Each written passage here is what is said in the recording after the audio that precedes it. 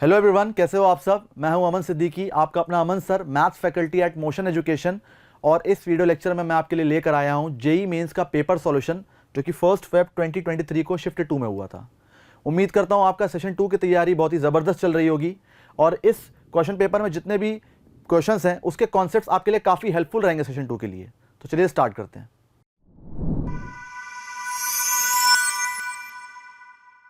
सो देखते हैं इस क्वेश्चन में हमसे क्या पूछा है।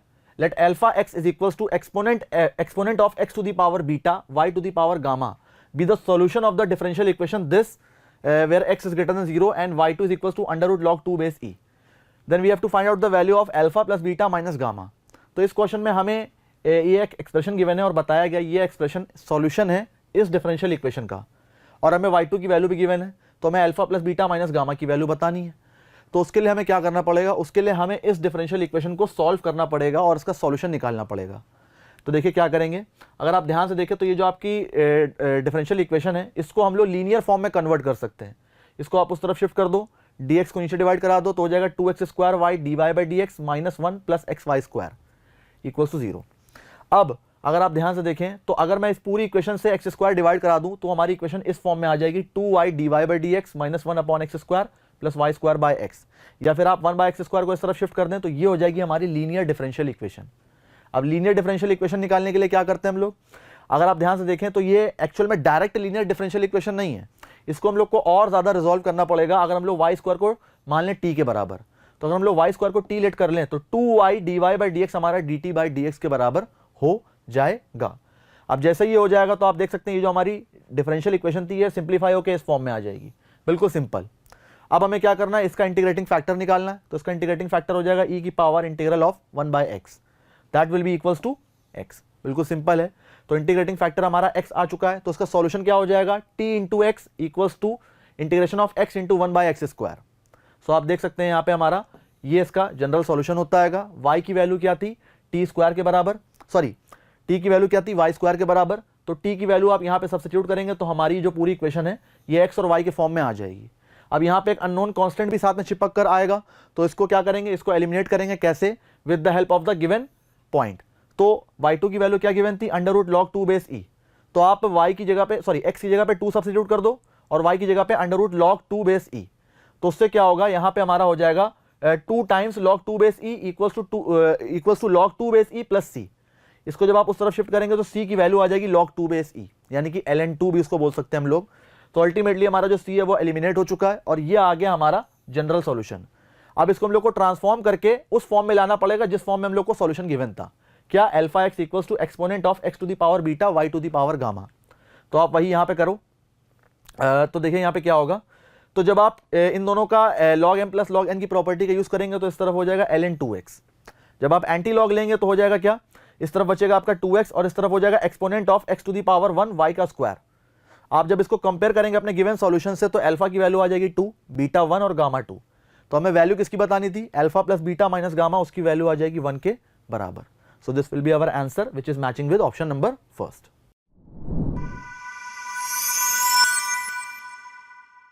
सो अब बढ़ते हैं अपने नेक्स्ट क्वेश्चन की तरफ। सो इस क्वेश्चन में हमें एक समेशन गिवन है, ऊपर आपका एक जनरल टर्म है, नीचे आपका 2n का फैक्टोरियल। तो हमें इसकी वैल्यू बतानी है किसके बराबर होगी। तो ऑप्शन अगर आप ध्यान से देखें तो यहाँ पे e का यूज हुआ है, इसका मतलब e to the power x के एक्सपेंशन का यूज होने वाला है।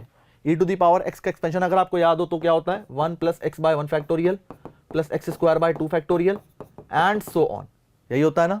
तो इसी का यूज होने वाला आगे। अब ध्यान से देखिए यहाँ पे क्या करेंगे, सबसे पहले क्या करेंगे, ये जो आपका ऊपर वाला पार्ट है 2n square plus 3n plus 4, इसको सिंप्लीफाई कर लेते हैं। देखिए कैसे, अगर मैं ऊपर नीचे 2 से मल्टीप्लाई करा दूं तो ऊपर हो जाएगा आपका क्या, 4n square plus 6n plus 8, ये हो जाएगा।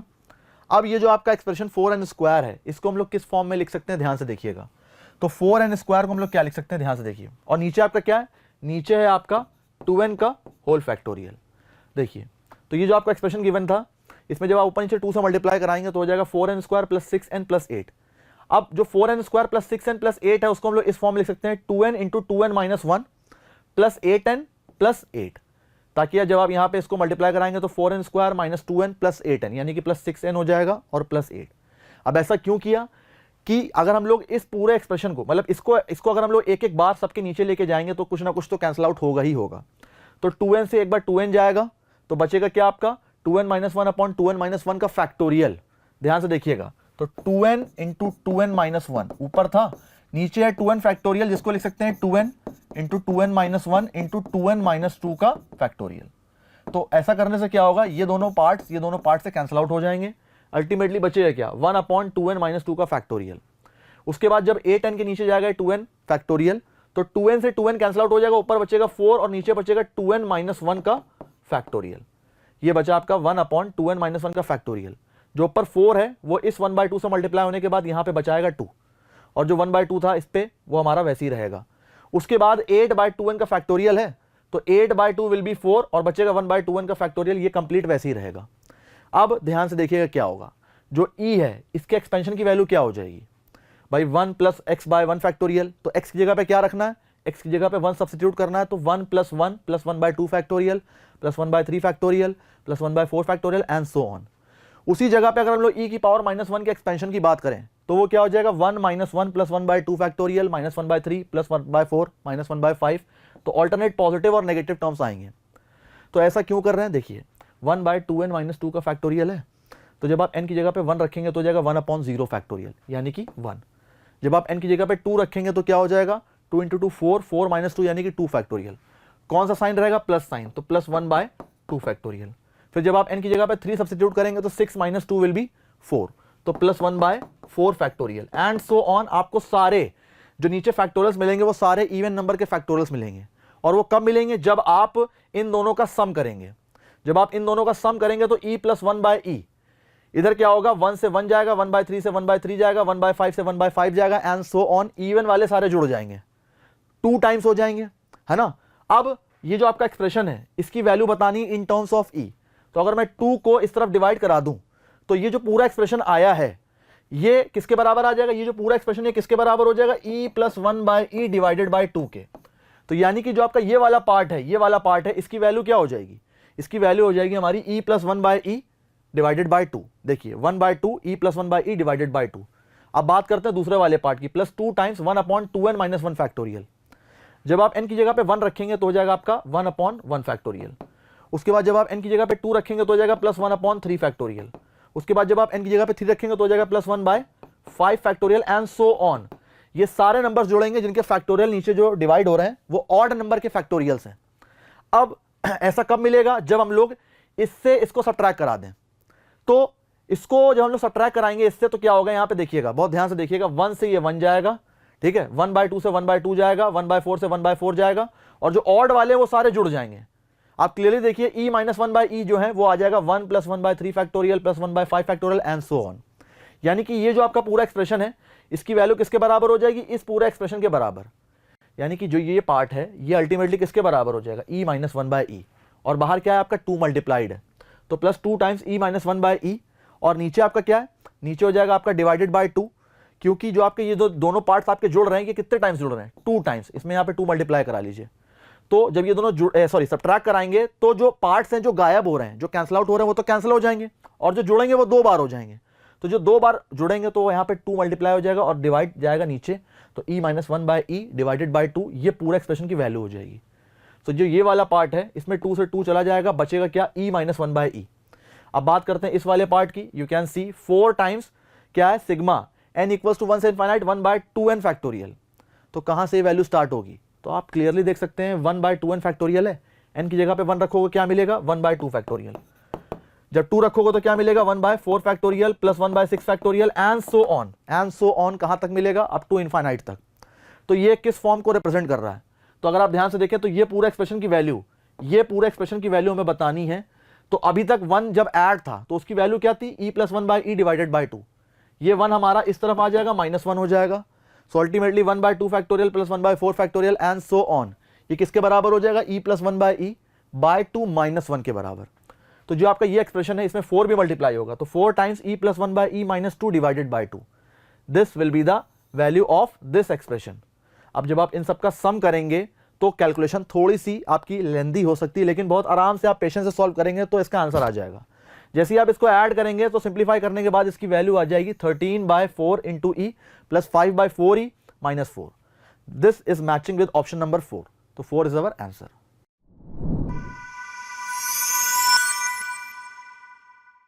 सो अब बढ़ते हैं अपने नेक्स्ट क्वेश्चन की तरफ. सो इस क्वेश्चन में हमें दो वेक्टर्स गिवन है, वेक्टर ए और वेक्टर बी. ठीक है, इसमें कह रहा है which of the following statement is correct. तो हमें दो वेक्टर्स गिवन है और हमें बताना क्या है. अगर आप ऑप्शंस ध्यान से देखेंगे तो अल्टीमेटली हमें ए का प्रोजेक्शन बताना है बी पे, वो क्या होगा, और जो प्रोजेक्शन वेक्टर होगा वो किसके डायरेक्शन में होगा, बी के डायरेक्शन में होगा या फिर बी के अपोजिट डायरेक्शन में होगा. तो ए का प्रोजेक्शन बी पे बताना है तो आराम से बता सकते हैं. प्रोजेक्शन वेक्टर का फॉर्मूला क्या होता है, A on B, A dot B upon mod of B. तो जब आप A dot B upon mod of B करेंगे तो ये आपकी कैलकुलेशन आ जाएगी. बिल्कुल सिंपल है. ठीक है, जब आप इसको सॉल्व करेंगे तो आपकी वैल्यू आ जाएगी -13/√35 which is not matching with any of the option. तो इस वजह से ये क्या है, ये एक बोनस है. ठीक है, so this will be our answer. और अगर मान लो अगर हमारे ऑप्शंस में -13/35 होता है ना सारे ऑप्शंस में, तो उस हिसाब से ऑप्शन नंबर 4 हमारा करेक्ट हो जाता है, क्योंकि ये नेगेटिव आ रहा है, यानी कि इसका डायरेक्शन अपोजिट हो जाएगा बी के, और इसके जो प्रोजेक्शन है that will be -13/√35 will be the answer.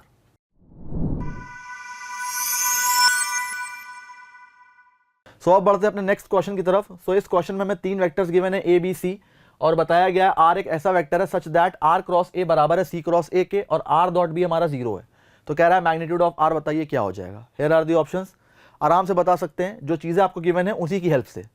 तो आर क्रॉस ए बराबर सी क्रॉस ए गिवन है, इसको आप उस तरफ लेके जाओ तो हो जाएगा r minus c cross a, जो कि 0 के बराबर हो जाएगा.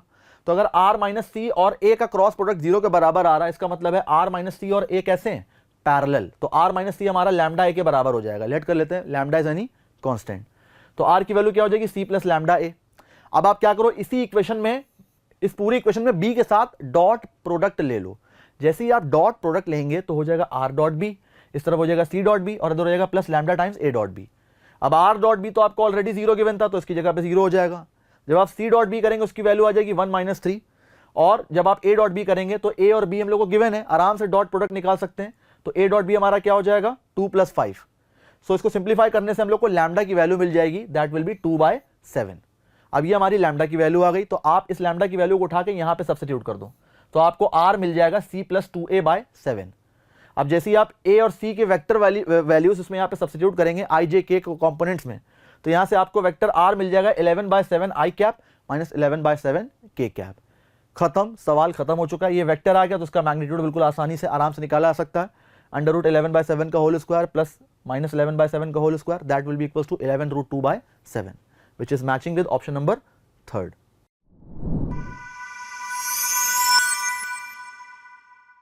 सो अब बढ़ते हैं अपने नेक्स्ट क्वेश्चन की तरफ. सो इस क्वेश्चन में हमें फंक्शन का एक क्वेश्चन गिवन है जो कि फंक्शनल इक्वेशन से रिलेटेड लग रहा है. तो ध्यान से देखिए क्या होगा.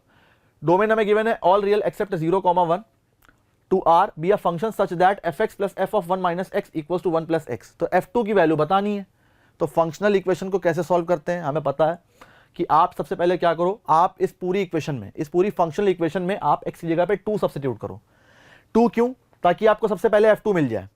f2 की वैल्यू ही बतानी है. तो जब आप x की जगह पे 2 रखेंगे तो हो जाएगा f2 + f of -1 equals to 3. तो जब आप x की जगह पे 2 रखेंगे तो f2 + f of -1 बराबर हो जाएगा किसके, 3 के बराबर. इसको मान लीजिए इक्वेशन नंबर फर्स्ट. फिर उसी सेम इक्वेशन में आप x की जगह पे 1/2 सब्स्टिट्यूट कर दो, तो आपको मिलेगा f of 1/2 + f2 equals to 3/2. This is our second equation. अब आप क्या करो, आप x की जगह पे -1 भी सब्स्टिट्यूट करो उसी सेम इक्वेशन में. ऐसा क्यों कर रहे हैं, ताकि बाकी सारी चीजें एलिमिनेट होने के बाद हम लोग को मिले सिर्फ और सिर्फ f2. तो जब आप f of -1 रखेंगे, मतलब x की जगह पे -1 रखेंगे, तो इक्वेशन हो जाएगी f of -1 + f of 1/2 equals to 0. You can see, जब हम लोग सेकंड को थर्ड से सब्ट्रैक्ट कराएंगे, सेकंड माइनस थर्ड करेंगे, तो क्या होगा, सेकंड माइनस थर्ड करने से f of 1/2 से f of 1/2 कैंसिल आउट हो जाएगा. बचेगा f2 - f of -1, और बचेगा आपका इस तरफ 3/2. इसको मान लीजिए इक्वेशन नंबर 4.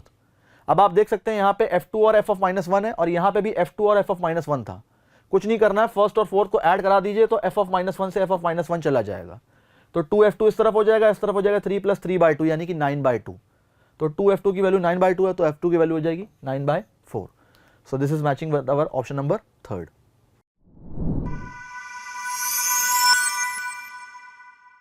सो अब बढ़ते हैं अपने नेक्स्ट क्वेश्चन की तरफ. सो इस क्वेश्चन में हमें एक सेट S गिवन है और बताया गया that PS denotes the power set of this set, और रिलेशंस हमें गिवन है इसी सेट पे R1 और R2. ठीक है ना. जहां पे ए आर वन बी हमें गिवन है, मतलब relation from A to B given है इस फॉर्म में, A intersection B dash union B intersection A dash equals to 5, और जो सेकंड रिलेशन गिवन है वो हमें गिवन है A union B dash equals to B union A dash. तो हमें बताना है कि इन दोनों में से कौन सा रिलेशन हमारे इक्विवेलेंस है। तो इक्विवेलेंस रिलेशन क्या होता है? जो रिलेशन रिफ्लेक्सिव हो, सिमेट्रिक हो और ट्रांजिटिव हो, उसको बोलते हैं इक्विवेलेंस रिलेशन। तो अब आप एक बात बताओ, सबसे पहले हम लोग क्या करेंगे? रिलेशन फर्स्ट को चेक करेंगे। देखिए कैसे चेक करेंगे। तो हमें ए आर वन बी जो हमारा रिलेशन गिवन है वो इस फॉर्म में गिवन है। अब ये हमारा फाई होना चाहिए। तो मैंने कहा रिफ्लेक्सिव और सिमेट्रिक तो आराम से हो जाएगा। क्यों? क्योंकि रिफ्लेक्सिव के लिए क्या करते हैं, जहां पे ए आर वन बी होता है वहां पे ए आर वन ए हो जाता है, यानी कि जो रिलेशन है वो हमारा A R one A to A चलेगा। अब ए टू ए चलेगा तो जहां पे बी है वहां पे हमारा ए आ जाना चाहिए। तो A intersection A dash union A dash intersection ए, वो तो अल्टीमेटली हमारा फाई आने वाला है। तो ये हो जाएगा हमारा पास, यानी कि रिलेशन इज रिफ्लेक्सिव। सिमेट्रिक के लिए जहां पे ए है वहां पे बी होना चाहिए और जहां पे बी है वहां पे ए होना चाहिए। तो अगर ये रिलेशन हमारा फाई के बराबर है तो मैंने कहा इसी का रिवर्स, यानी कि B intersection A dash union B dash intersection A भी हमारा फाई ही होगा, क्योंकि वो सेम इक्वेशन को रिप्रेजेंट करेगा। तो यहां से हमारा रिलेशन सिमेट्रिक भी हो गया। अब बात करते हैं ट्रांजिटिव की, जिसके लिए हम लोग को थर्ड एक सेट यूज करना पड़ेगा, यानी कि सी। तो अगर ये आपका फाई के बराबर है, समझना बात ध्यान से, अगर ये आपका फाई के बराबर है, आप यहां से देखिए ये वेन डायग्राम है, तो ए इंटरसेक्शन बी डैश, तो ये रहा आपका ए, इसका इंटरसेक्शन अगर हम लोग बी डैश के साथ लेते हैं, बी डैश के साथ, तो वो क्या आएगा? सिर्फ और सिर्फ ए के बराबर आएगा, क्योंकि बी डैश क्या है हमारा? बी ये रहा, और इसके अलावा बी के अलावा, यानी कि बी के बाहर जितने भी एलिमेंट्स हैं उसको हम लोग बी डैश में कंसीडर करते हैं। तो कौन कौन से? ए और डी। लेकिन इंटरसेक्शन किसके साथ लेना है? ए के साथ, तो आ जाएगा सिर्फ और सिर्फ ए। अब अगर हम लोग ए डैश इंटरसेक्शन बी करते हैं तो क्या मिलेगा? ए डैश यानी कि ए के बाहर का आइटम, यानी कि बी और डी, उसका किसके साथ इंटरसेक्शन लेना? बी के साथ, तो वो आ जाएगा सिर्फ और सिर्फ बी के बराबर। सो आप देख सकते हैं ये आपका ए है, ये आपका बी है, ये फाई के बराबर आ रहा है। तो ऐसा सिर्फ तभी पॉसिबल है जब आपका सेट ए और सेट बी दोनों सेम हो जाए। अगर इन दोनों का यूनियन फाई के बराबर आ रहा तो ऐसा सिर्फ तभी पॉसिबल है जब ए और बी दोनों सेट्स सेम हो जाएं। उसी तरह से जब आप इस वाली प्रॉपर्टी का यूज करेंगे बी और सी के लिए, तो ये भी प्रॉपर्टी सिर्फ तभी यूज होगी जब ये भी प्रॉपर्टी आपकी फाई के बराबर तभी आएगी जब आपका बी सी के बराबर हो जाए। तो अब ए बी के बराबर है और बी सी के बराबर है, इसका मतलब ए भी हमारा किसके बराबर होना चाहिए? सी के बराबर। तो इसका मतलब ये रिलेशन कैसा हो जाएगा? इक्विवेलेंस। रिफ्लेक्सिव और सिमेट्रिक तो पहले ही था, ट्रांजिटिव भी हो गया। अब बात करते हैं सेकंड वाले रिलेशन की, जो कि हम लोग को इस फॉर्म में गिवन था। तो मैंने कहा ये रिफ्लेक्सिव और सिमेट्रिक तो ऑटोमेटिकली होने वाला है। एक बार जब आप रिफ्लेक्सिव की बात करेंगे तो जहां पे बी है वहां पे ए होना चाहिए। तो ए यूनियन ए डैश बराबर A dash union A, that will be equal. उसी तरह से सिमेट्रिक भी होगा, क्योंकि जहां पे ए है वहां पे बी होना चाहिए और जहां पे बी है वहां पे ए होना चाहिए। तो वही रिलेशन हमारा दोबारा आ जाएगा जो गिवन था, आइडियल इक्वेशन जो गिवन थी, तो रिलेशन हमारा सिमेट्रिक भी हो जाएगा। अब ट्रांजिटिव के लिए ये रहा आपका वेन डायग्राम। तो ए यूनियन बी डैश, तो ए यूनियन बी डैश अगर आप ध्यान से देखें तो वो आ जाएगा आपका A C D. A union B dash कर रहे हैं, और अगर हम लोग ए डैश यूनियन बी करेंगे तो वो आ जाएगा आपका बी सी डी। आप देख सकते हैं वेन डायग्राम में ए डैश यूनियन बी, ए को छोड़ के बी के साथ यूनियन ले लें तो क्या क्या मिलेगा? बी सी और डी। तो ए सी डी और बी सी डी दोनों इक्वल आ रहे हैं। अब मैंने कहा ये इक्वल तभी हो सकते हैं जब आपका ए और बी, देखिए केवल एक ही एलिमेंट डिफर कर रहा है, कौन सा? ए और बी वाला। इधर ए है इधर बी है, बाकी दोनों एलिमेंट सेम है। तो अगर ए आपका बी के बराबर हो जाता है तो यहां से पता चल जाएगा that set A will be equal to set B, क्योंकि जो सेट ए है वो हमारा सेट बी के बराबर हो जाएगा अगर ए आपका बी के बराबर हो जाए। मान लो ये हमारा ए और ये भी हमारा ए है, तो आप देख सकते हैं पूरे सेट ए में क्या क्या मिल रहा है? ए सी। पूरे सेट बी में क्या क्या मिल रहा है? ए सी। तो यानी कि सेट ए हमारा सेट बी के बराबर हो जाएगा। उसी तरह से जब आप बी और सी के लिए इसी रिलेशन का यूज करेंगे तो हम लोग को बी बराबर सी मिल जाएगा, जिसकी वजह से हमारा ए बराबर सी भी आ जाएगा, क्योंकि ए इक्वल्स टू बी है और बी इक्वल्स टू सी है। सो अल्टीमेटली हमारा रिलेशन कैसा हो जाएगा? इक्विवेलेंस। बहुत सिंपल होता है किसी भी रिलेशन को इक्विवेलेंस प्रूफ कराना। अगर आप किसी पॉइंट पे प्रूफ नहीं करा पा रहे हो किसी भी रिलेशन को इक्विवेलेंस, तो आप उसको डिसप्रूफ कराने में लग जाओ किसी एक पर्टिकुलर पॉइंट के लिए। तो अपना आंसर क्या हो जाएगा? Our answer will B equivalence, यानी कि दोनों हमारा रिलेशन कैसे हैं? इक्विवेलेंट है। तो इस हिसाब से जो हमारा आंसर है that will be third part, R1 and R2 both are equivalence relations.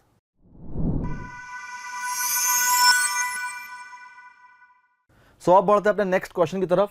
सो इस क्वेश्चन में हमें एरिया का एक ही बहुत ही सिंपल सा सवाल दिखाई दे रहा है। हमें एरिया ऑफ द रीजन बताना है bounded by these two curves, this and this. तो आप क्या करो, आराम से आप ग्राफ बना लो, आपका काम हो जाएगा। सबसे पहले आप y इक्वल्स टू 8/x का ग्राफ बनाइए, ये रहा आपका y इक्वल्स टू 8/x का ग्राफ, ठीक है। इसके नीचे का एरिया लेना है, यानी कि इसके नीचे का एरिया ये रहा आपका इस साइड नीचे वाला। उसके बाद आपको क्या लेना था, उसके बाद आपको लेना था y लेस देन और इक्वल्स टू एक्स स्क्वायर, यानी कि y equals to x square का कर्व बनाओ, उसके नीचे का पार्ट लो। तो अभी देखिए आप इन दोनों में कॉमन क्या मिल रहा है, ये पूरा नीचे का पार्ट मिलेगा, यानी कि ये पूरा और ये जो शेडेड रीजन है ये भी आ जाएगा, इंक्लूड हो जाएगा। लेकिन y ग्रेटर देन और इक्वल्स टू 1 लेना है, यानी कि y इक्वल्स टू 1 लाइन के ऊपर का पार्ट लेना था। तो तीनों का जो कॉमन रीजन आ रहा है वो ये वाला रीजन आ रहा है। सो आप आराम से देख सकते हैं, इस शेडेड रीजन का एरिया बताना है तो आप इसको y के रिस्पेक्ट में निकाल सकते हैं। जो रिप्रेजेंटेटिव रेक्टेंगल रहेगा, स्ट्रिप रहेगी, वो कैसी रहेगी, हॉरिजॉन्टल, और वो मूव करेगी वर्टिकल। तो लोअर लिमिट क्या हो जाएगी, lower limit will be this line, ये लाइन कौन सी है, y इक्वल्स टू 1, और ये पॉइंट क्या है आपका, जब आप इंटरसेक्शन पॉइंट निकालेंगे 8/x और y equals to x square को जब आप सॉल्व करेंगे तो ये इंटरसेक्शन पॉइंट आ जाएगा 2,4, और y equals to x square का intersection point y equals to 1 line के साथ आएगा 1,1। तो आप देखिए लोअर लिमिट क्या है, लोअर लिमिट है 1, अपर लिमिट है 4। अपर बाउंड्री कौन सा कर्व है, ये वाला कर्व, जिसको हम लोग x की value in terms of y निकाल सकते हैं। तो x की वैल्यू क्या हो जाएगी, 8/y। So this is the upper boundary, minus lower boundary क्या हो जाएगी, लोअर बाउंड्री ये वाला कर्व। अब इसको भी हम लोग x के टर्म्स में निकालेंगे इन टर्म्स ऑफ y, तो x की वैल्यू क्या हो जाएगी, √y के बराबर। So this is the lower boundary. So you can सी, ये आ गया हमारा area of the bounded reason. इसको हम लोग आराम से सॉल्व करेंगे। तो 8/y का हो जाएगा 8 ln y, ठीक है, 8 आपका बाहर, ln y पे upper limit minus lower limit, minus 2/3 into y की power 3/2, upper limit is 4, lower limit is 1। सो आप कुछ नहीं करना है आपको, y की जगह पे 4 रखिए, एक बार y की जगह पे 1 रखिए, खत्म काम। इसको सिंप्लीफाई करेंगे, थोड़ी सी कैलकुलेशन रहेगी, थोड़ी सी, बहुत ही ज़्यादा नहीं, बहुत थोड़ी सी कैलकुलेशन रहेगी, ये आप खुद कीजिएगा। इसको सॉल्व करने के बाद इसका आंसर आ जाएगा 16 ln 2 माइनस 14/3 के बराबर, विच is matching with option number 2।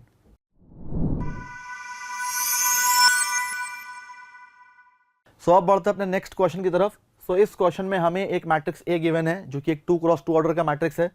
तो हमें बताना है कौन सी इक्वेशन इसमें से करेक्ट है। तो उसके लिए हम लोग क्या करना पड़ेगा, a की पावर 30, a की पावर 25 की वैल्यू निकालनी पड़ेगी। कैसे निकालेंगे, देखिए। सबसे पहले जो ये इक्वेशन हमें गिवन है, ये जो मैट्रिक्स हमें गिवन है, इसको हम लोग क्या करते हैं, इसकी कैरेक्टरिस्टिक इक्वेशन निकालते हैं। अगर आपको याद हो तो 2x2 ऑर्डर के जो मैट्रिक्स होते हैं, उसकी जो कैरेक्टरिस्टिक इक्वेशन होती है वो कुछ इस फॉर्म में होती है, a माइनस लैम्डा आई का डिटर्मिनेंट इक्वल्स टू 0। आराम से बता सकते हैं, लैम्डा क्या होता है, एक अननोन कांस्टेंट होता है, ठीक है। तो a माइनस लैम्डा आई का डिटर्मिनेंट इक्वल 0 करेंगे, ये this is the characteristic equation, याद होनी चाहिए सबको। तो a माइनस लैम्डा आई जब आप करोगे रिजॉल्व, तो आपका जो डिटर्मिनेंट बनेगा वो कुछ इस फॉर्म में बनेगा, उसकी एंट्रीज कुछ इस फॉर्म में आ जाएंगी, ठीक है। ये 0 के बराबर करोगे तो यहाँ से लैम्डा में एक क्वाड्रेटिक मिलेगी हम लोग को। इसको सिंप्लीफाई करने के बाद आ जाएगा क्या, lambda square minus lambda plus 1 equals to 0। अब ये जो कैरेक्टरिस्टिक इक्वेशन है, इसके अकॉर्डिंग जो a है वो आपका लैम्डा के बराबर है। तो लैम्डा की जगह पे आप क्या रिप्लेस कर सकते हो, a।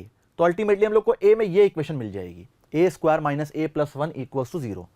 कुछ नहीं करना है, अगर आप इस पूरी इक्वेशन में a से मल्टीप्लाई करा दो, मैट्रिक्स a से मल्टीप्लाई करा दो, तो इक्वेशन हो जाएगी a cube minus a square plus a equals to 0। अब उसके बाद a की पावर 4 की बात करते हैं।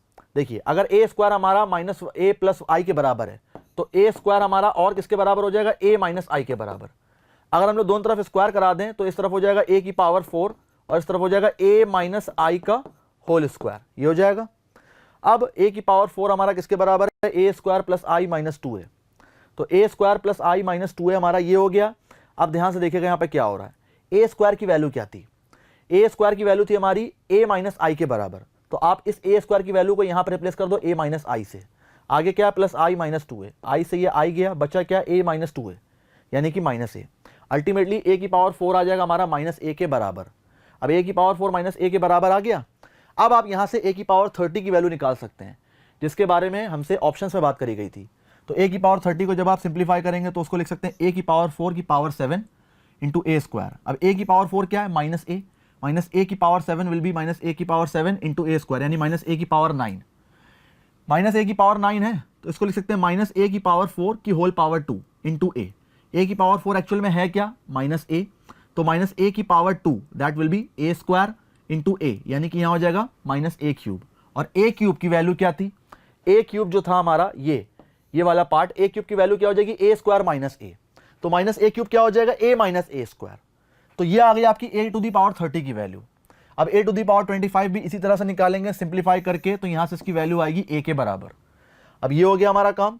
अब ध्यान से देखिए, इन सारी वैल्यूज को a की पावर 30 और a की पावर 25 की वैल्यूज को हम लोग अपने ऑप्शन से सब्स्टिट्यूट करेंगे, तो वहां से हमें पता लगेगा कि a की पावर 30 प्लस a की पावर 25 माइनस a आ जाएगा i के बराबर, जो कि सेटिस्फाई करेगा कंप्लीटली अपने ऑप्शन को, क्योंकि a की पावर 30 की वैल्यू क्या है, a minus A square, a की पावर 25 की वैल्यू क्या है, प्लस a, आगे क्या है, minus a equals to i।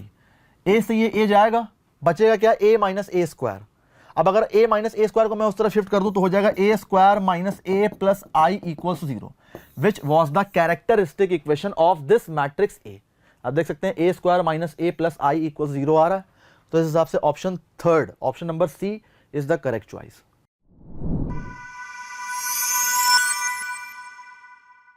सो अब बढ़ते हैं अपने नेक्स्ट क्वेश्चन की तरफ। तो इस क्वेश्चन में हमें रीजनिंग का एक क्वेश्चन गिवन है, हमें चेक करना है which of the following statement is a tautology.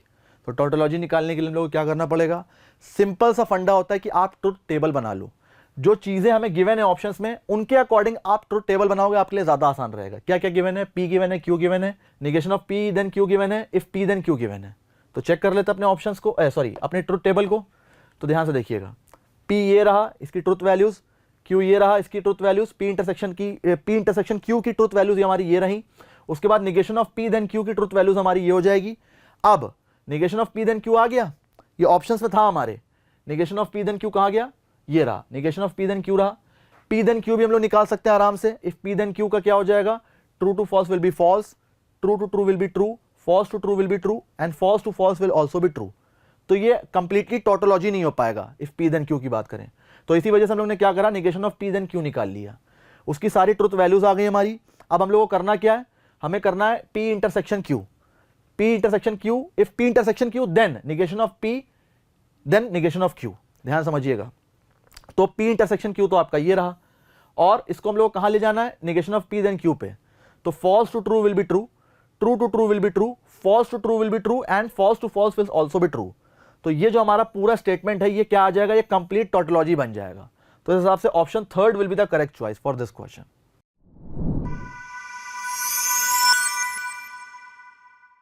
सो अब बढ़ते हैं अपने नेक्स्ट क्वेश्चन की तरफ। सो इस क्वेश्चन में हमें सम ऑफ एब्सोल्यूट मैक्सिमम और मिनिमम बताना है इस पूरे फंक्शन का इन दिस इंटरवल। तो -1 से 3 के लिए हम लोग को इस पूरे फंक्शन को क्या करना है, इसका एब्सोल्यूट मिनिमम और एब्सोल्यूट मैक्सिमम निकालना है और उसका सम बताना है।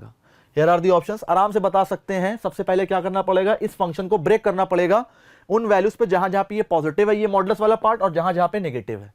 तो जब आप इसको ऐसा करेंगे, ब्रेक करेंगे, तो आपको पता लगेगा कि -∞ से -2 और 3 से इनफाइनाइट के लिए, इसको ओपन इंटरवल कर लीजिए दोनों तरफ, इस पूरे इंटरवल के लिए जो आपका फंक्शन fx है वो इस फॉर्म में आएगा x² - 8x + 8, और जब आप ब्रेक करेंगे 2 से 3 के लिए तो उसके लिए आपका फंक्शन आ जाएगा -x² + 2x - 4। तो बहुत आराम से इसको आप सिंप्लीफाई कर सकते हैं। इसके जो फैक्टर्स है वो क्या हो जाएंगे, 2 और 3, मतलब इसके जो पॉइंट ऑफ इन्वर्जन है वो क्या है, 2 और 3। तो -∞ से 2 के लिए यूनियन 3 से इनफाइनाइट के लिए आपका फंक्शन पॉजिटिव रहेगा, अदरवाइज नेगेटिव रहेगा। तो उस वजह से जो आपका फंक्शन fx है ये दो पार्ट से ब्रेक हो गया। अब इसको आप ग्राफिकली चेक कर लो, -∞ से 2 तक, -∞ से 2 तक की ग्राफ आपका बनेगा x² - 8x + 8 वाला। उसके बाद 2 से 3 के लिए आपका ये वाला ग्राफ बनेगा -x² + 2x - 4 वाला, ये बनेगा। जब आप एब्सोल्यूट मैक्सिमम की बात कर रहे हैं किस इंटरवल में, -1 से 3 के लिए, आप क्लियरली देख सकते हो -1 पे आपको मिलेगा मैक्सिमम। तो f ऑफ -1 पे फंक्शन की वैल्यू निकाल लो, तो वो आ जाएगी आपकी 17 के बराबर। उसी तरह से जब हम लोग बात करें मिनिमम की, तो आप देख सकते हैं 3 पे हम लोग को मिनिमम मिल रहा है, 3 पे क्या मिल रहा है, मिनिमम। तो f3 की वैल्यू निकाल लो, that will be equal to 7, sorry -7 आएगी, लेकिन उसका मॉडुलस लेंगे तो क्या हो जाएगा, उसका मॉडुलस हो जाएगा 7 के बराबर। सो अल्टीमेटली ये आ रहा 17 और ये आ रहा आपका 7। तो जब दोनों का सम करेंगे, sum of absolute minimum, absolute maximum और एब्सोल्यूट मिनिमम का सम आ जाएगा 24 के बराबर। So this will be our answer which is matching with option number 4।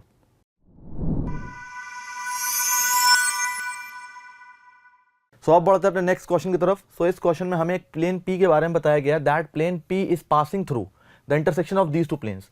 इन दोनों प्लेन्स के इंटरसेक्शन से पास हो रहा है ये प्लेन P, और वो प्लेन P परपेंडिकुलर है इस प्लेन के साथ। अब कह रहा है अगर स्मॉल d डिस्टेंस है, अगर स्मॉल d डिस्टेंस है उसी प्लेन P का from this point, perpendicular distance की बात हो रही है यहाँ पे, तो d² बताइए क्या हो जाएगा। सो आराम से बता सकते हैं, d की वैल्यू बतानी है यानी कि, तो d² ऑटोमेटिकली आ जाएगा। Here are the options. सबसे पहले अगर प्लेन P दो प्लेन के इंटरसेक्शन लाइन से पास कर रहा है, इसका मतलब वो प्लेन P इन दोनों प्लेन्स की फैमिली ऑफ प्लेन से पास होगा। तो फैमिली ऑफ प्लेन क्या होता है हमारा P1 प्लस लैम्डा P2। तो देखिए यहाँ पे तो जो हमारा फैमिली ऑफ प्लेन हो जाएगा, जो प्लेन P है वो हमारा इंटरसेक्शन ऑफ द प्लेन से पास हो रहा है। तो जब आप P1 प्लस लैम्डा P2 करेंगे तो इस टाइप की हमारी इक्वेशन मिलेगी। अब आप क्या करिए, इसमें x, y और z के कंपोनेंट्स अलग अलग कर लीजिए। तो आप देख सकते हैं जो प्लेन की इक्वेशन है वो इस फॉर्म में आ जाएगी, जहाँ पे लैम्डा हमारा क्या है, एक अननोन कांस्टेंट है। इसकी वैल्यू निकाल लेंगे तो हम लोग को प्लेन P मिल जाएगा। अब इस लैम्डा की वैल्यू निकालने के लिए क्या गिवन है, लैम्डा की वैल्यू निकालने के लिए हमें बताया गया था that plane P is perpendicular with this plane 2x plus y minus z, यहाँ पे माइनस जेड है, ठीक है। तो इस प्लेन के साथ परपेंडिकुलर था। तो आप क्या करोगे, इस प्लेन के नॉर्मल के जो डायरेक्शन रेशियोज हैं और इस प्लेन के नॉर्मल के जो डायरेक्शन रेशियोज हैं उनका डॉट प्रोडक्ट कराओगे। डॉट प्रोडक्ट कैसा हो जाएगा, 0 के बराबर। तो आप कराइए 2 plus lambda into 2 plus 3 plus 2 lambda into 1, और उसके बाद क्या हो जाएगा हमारा 3 लैम्डा माइनस 1 इंटू माइनस 1। ये जो आपका प्रोडक्ट है कैसा होना चाहिए, 0 के बराबर। जैसे ही आप इस इक्वेशन को सॉल्व करेंगे, बिल्कुल सिंपल सी कैलकुलेशन रहेगी, वहाँ से लैम्डा की वैल्यू आ जाएगी -8। तो आप इस लैम्डा की वैल्यू को यहाँ पे सब्स्टिट्यूट कर दो इस वाली इक्वेशन में, तो प्लेन P की इक्वेशन आ जाएगी -6x minus 13y minus 25z plus 46 equal to 0। अब हमें बताया गया था जो प्लेन P की डिस्टेंस है फ्रॉम दिस पॉइंट -7,1,1 वो गिवन थी स्मॉल d के बराबर। तो आप परपेंडिकुलर डिस्टेंस आराम से निकाल सकते हो। कैसे निकालते हैं, फॉर्मूले में क्या करते हैं हम लोग कि जो पॉइंट होता है इसको सेटिस्फाई कराते हैं इस प्लेन पे अपॉन अंडर रूट x के कोफिशिएंट का स्क्वायर प्लस y के कोफिशिएंट का स्क्वायर प्लस z के कोफिशिएंट का स्क्वायर। जैसे ही आप इसको सॉल्व करेंगे इसकी वैल्यू आ जाएगी 50 अपॉन अंडर रूट 830 हो जाएगा, यहाँ पे सही कर लीजिए, ठीक है। ये वैल्यू आ जाएगी, हमें वैल्यू किसकी बतानी थी, डी स्क्वायर की। तो आप स्क्वायर कर दो, ऊपर हो जाएगा 2500, नीचे हो जाएगा 830, 10 से 10 कैंसिल आउट हो जाएगा, बचेगा 250/83। सो this will be our answer which is matching with option number first.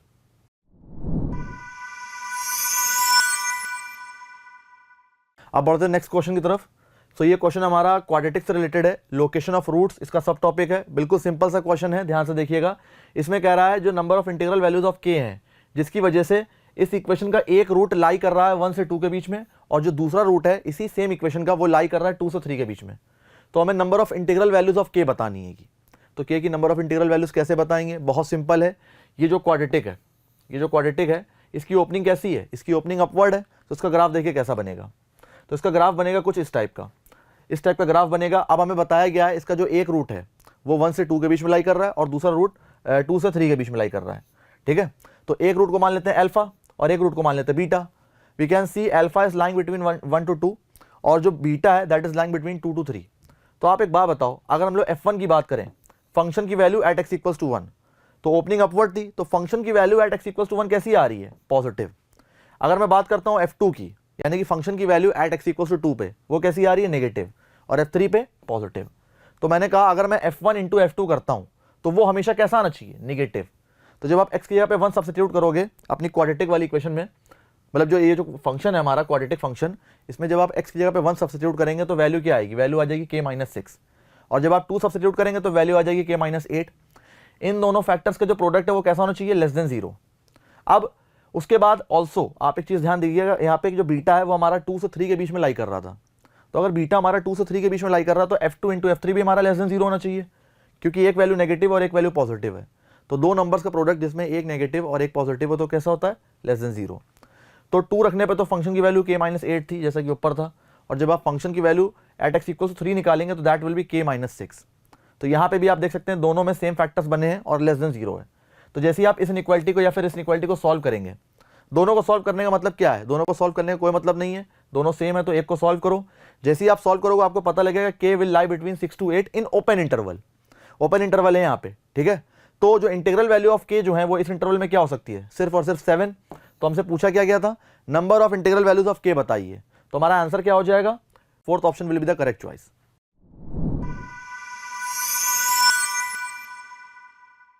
So अब बढ़ते हैं नेक्स्ट क्वेश्चन की तरफ। सो इस क्वेश्चन में हमें बताया गया एक पॉइंट P है जिसके कोऑर्डिनेट्स हैं x0, y0, और ये पॉइंट इस हाइपरबोला पे लाई कर रहा है which is nearest to this line. जो पॉइंट है P जो कि हाइपरबोला पे लाई कर रहा है, ये नियरेस्ट है इस लाइन के साथ। तो कह रहा है √2 टाइम्स y0 माइनस x0 की वैल्यू बताओ। आराम से बता सकते हैं, हमें क्या करना है, बस पॉइंट P पता करना है, पॉइंट P के कोऑर्डिनेट्स क्या होंगे। तो देखिए क्या क्या सिचुएशन हो सकती है। मान लेते हैं हमारा hyperbola, this is our hyperbola, और ये हमारी लाइन है 3x + 2y = 1। अब इस लाइन के सबसे करीब हाइपरबोला का जो पॉइंट है वो हमें गिवन है P, ये हमारा पॉइंट P हो गया। तो मैंने कहा भैया अगर मुझे पॉइंट पी के कोऑर्डिनेट्स बताने तो आराम से बता सकते हैं। देखिए कैसे, अगर मैं पॉइंट पी पे एक टेंजेंट ड्रॉ कर दूं, अभी जो टेंजेंट ड्रॉ होगी ये हाइपरबोला की टेंजेंट हो जाएगी। तो मैंने कहा इसकी स्लोप जो लाइन गिवन है हमारी और ये जो पॉइंट पी पे टेंजेंट है इसकी स्लोप दोनों सेम होनी चाहिए, क्योंकि जो हमारा पॉइंट गिवन है वो नियरेस्ट है इस लाइन के साथ। तो नियरेस्ट पॉइंट कैसे निकालते हैं, जब हम लोग पॉइंट पी पे एक नॉर्मल ड्रॉ करेंगे, हाइपरबोला पे एक नॉर्मल ड्रॉ करेंगे एट पॉइंट पी, तो वो जाके जब इस पे इंटरसेक्ट करेगी तो ये जो डिस्टेंस आ रहा है ये मिनिमम डिस्टेंस होना चाहिए। तो हम लोग क्या करेंगे अल्टीमेटली, सबसे पहले क्या करते हैं टेंजेंट की बात करते हैं, हाइपरबोला पे टेंजेंट की। आप मुझे बताओ ये जो हाइपरबोला है इस पे जनरल पॉइंट क्या हो सकता है। अगर हम लोग इसको थोड़ा सिंप्लीफाई करें तो इसकी इक्वेशन होगी x square by 12 minus y square by 9 equals to 1। ये इक्वेशन है हमारी। अब इसमें हम लोग जनरल पॉइंट किस तरह से ले सकते हैं, किसी भी हाइपरबोला पे जो जनरल पॉइंट होता है वो किस फॉर्म में होता है, A sec theta comma B tan theta. तो ए हमारा क्या हो जाएगा √12 सेक थीटा कॉमा बी की वैल्यू क्या है 3, तो 3 tan theta. This will be the general point of what, of this hyperbola. तो मैंने मान लिया जो पॉइंट पी है वो हमारा यही है √12 sec theta comma 3 tan theta. तो इस पॉइंट पर जो टेंजेंट ड्रॉ होगी इस वाले हाइपरबोला पे वो क्या हो जाएगी, ध्यान से देखिए। ये रहा हमारा हाइपरबोला और ये रही अपनी लाइन जो कि उस पॉइंट के नियरेस्ट है। अब इस लाइन की स्लोप की बात करें तो इस लाइन की स्लोप है हमारी -3/2। अब मैंने कहा अगर मैं इस पॉइंट पे √12 sec theta comma 3 tan theta पे टेंजेंट की इक्वेशन निकालता हूं इस हाइपरबोला पे तो क्या हो जानी चाहिए, सीधी सी बात है, हम लोग निकालना जानते हैं एक्स स्क्वायर का रिप्लेसमेंट क्या होता है x(x1), यानी कि हो जाएगा आपका क्या √12 sec theta √12x sec theta upon 12। तो √12 से √12 चला जाएगा तो क्या बचेगा x सेक थीटा अपॉन √12 और यहाँ क्या बचेगा -y/1 यानी कि 3y टैन थीटा अपॉन 9। तो बचेगा आपका y tan theta divided by 3 equals to 1। ये आ गई हमारी टेंजेंट की equation at this point P। अब इसकी स्लोप के बारे में बात करते हैं। तो जब आप इसकी स्लोप निकालेंगे, इसकी स्लोप देखिए क्या आएगी, इसकी स्लोप आ जाएगी 3 sec theta upon √12 tan theta. तो मैंने आपको क्या बताया, ये जो लाइन है और ये जो टेंजेंट है इन दोनों की स्लोप सेम है, तो आप क्या करोगे 3 sec theta upon √12 tan theta को -3/2 के बराबर करोगे। सेक अपॉन टैन करेंगे तो हो जाएगा 1 अपॉन साइन। उसके बाद देखिए 3 से ये 3 जाएगा, उसके बाद सारी चीज़ें कैंसल आउट होने के बाद साइन थीटा की वैल्यू आ जाएगी -1/√3। अब साइन थीटा की वैल्यू ये आ गई है तो क्या उससे हम लोग सेक थीटा और टैन थीटा नहीं निकाल सकते हैं, आराम से निकाल सकते हैं। तो जैसे ही आप साइन थीटा की वैल्यू निकालते हो तो ट्राइंगल की हेल्प से आप सेक और टैन की वैल्यूज निकाल सकते हो। तो क्या होगा यहाँ से सेक थीटा की वैल्यू हो जाएगी √3/√2 और टैन थीटा की वैल्यू हो जाएगी 1/√2, ठीक है, और लेकिन माइनस के साथ -1/√2। तो जैसे ही आप इसको सिंप्लीफाई करेंगे तो आपको वो पॉइंट मिल जाएगा क्या 6/√2 कॉमा -3/√2। तो पॉइंट पी हमारा आ चुका है x0 कॉमा y0। अब हमें बताना क्या था √2 टाइम्स y0 माइनस x0। तो √2 से मल्टीप्लाई कराओ, y0 क्या था हमारा -3/√2 माइनस x0 क्या था 6/√2। जैसे ही आप इसको कैलकुलेट करेंगे इससे ये कैंसिल आउट हो जाएगा, बचेगा आपका क्या -9। So this will be our answer which is matching with option first.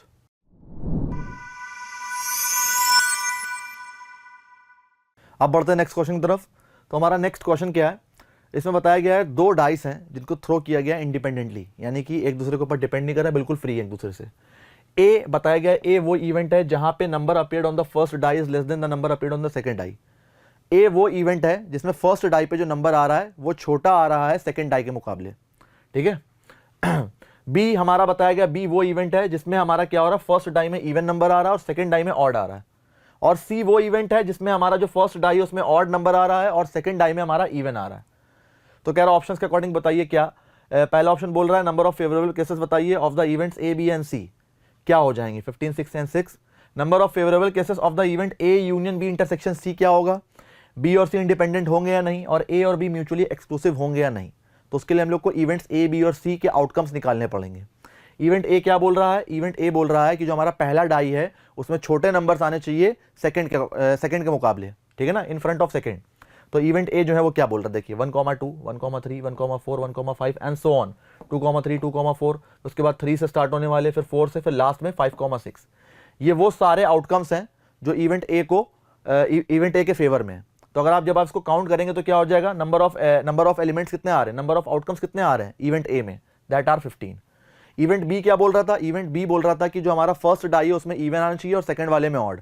तो देखिए क्या है 2,1 2,3 2,5 4,1 4,3 4,5 और उसके बाद 6,1 6,3 एंड 6,5। तो जो इवेंट बी है उसमें 9 आ गए।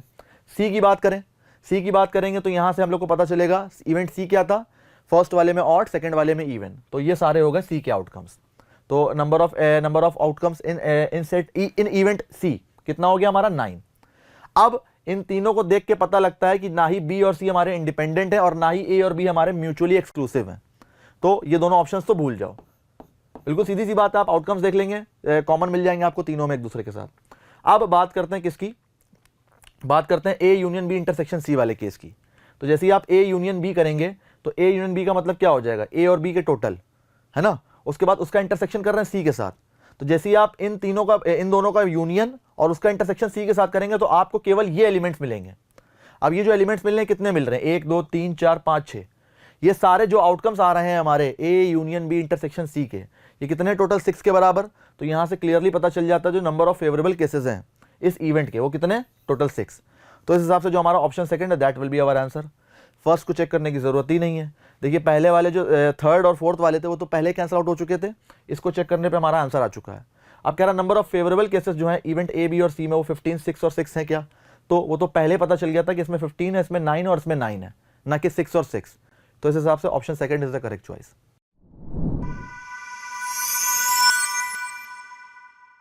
सो now moving on to our next question.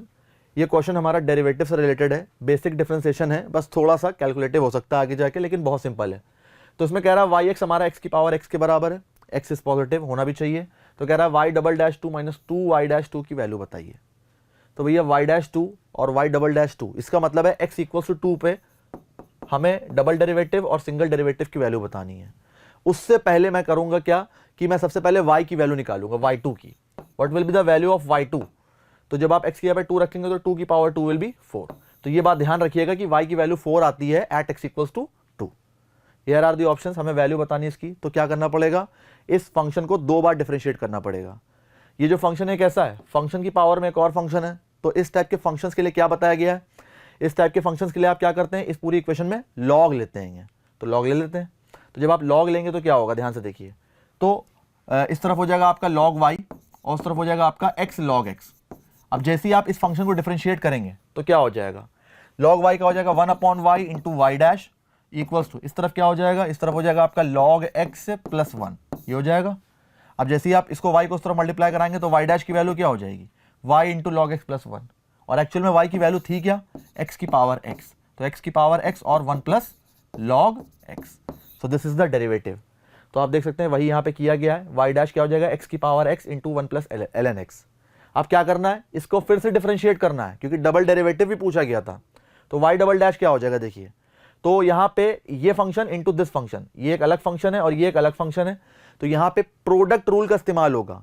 पहले x की पावर x का डिफरेंशियल जो क्या था, जो कि ये था, तो हो जाएगा x की power x into 1 plus log x। और ये वाला पार्ट वैसे ही रहेगा। तो ये जब इससे मल्टीप्लाई होगा तो हो जाएगा x की power x into 1 plus ln x का स्क्वायर, प्लस उसके बाद ये वाला फंक्शन वैसे ही रहेगा और 1 प्लस ln x का डिफरेंशिएशन क्या हो जाएगा, 1/x। तो ये आ गया आपका डबल डेरिवेटिव। अब हम लोग क्या करना था, y डबल डैश 2 की वैल्यू निकालनी थी, निकाल लेते हैं। तो आप x की जगह पे 2 सब्स्टिट्यूट कर दो। जैसे ही आप 2 सब्स्टिट्यूट करेंगे तो ये वैल्यू आ जाएगी 4 टाइम्स 1 प्लस ln 2 का होल स्क्वायर प्लस 2, ये y डबल डैश 2 की वैल्यू है। उसी तरह से आप y डैश 2 की वैल्यू निकाल लो यहाँ से। तो 2 की power 2 will B 4 into 1 plus ln 2। अब हमें क्या बताना था, इस एक्सप्रेशन की वैल्यू बतानी थी। तो दोनों की वैल्यू सब्स्टिट्यूट कर दो और y डैश 2 में 2 से मल्टीप्लाई करा दो, उसको सब्ट्रैक्ट करा दो फर्स्ट वाले से। तो जैसे ही आप कराएंगे ये हमारी कैलकुलेशन बनेगी। अब ये बिल्कुल सिंपल सी कैलकुलेशन है, जैसे ही आप इसको सॉल्व करना स्टार्ट करोगे you will get the answer 4 ln 2 का square minus 2। This is our answer which is matching with option number first.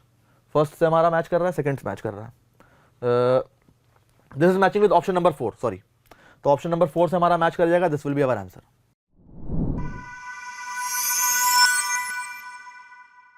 So अब बढ़ते नेक्स्ट क्वेश्चन की तरफ। सो ये क्वेश्चन हमारा इनवर्स ट्रिग्नोमेट्री से रिलेटेड है।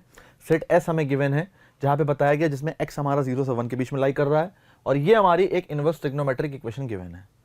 अब क्वेश्चन में हमें बताना क्या है, ns अगर हमारा ns number of elements of set s को डिनोट कर रहा है तो हमें बताना number of elements of set s कितने होंगे और वो कैसे होंगे, लेस देन 1/2 या फिर greater than 1/2।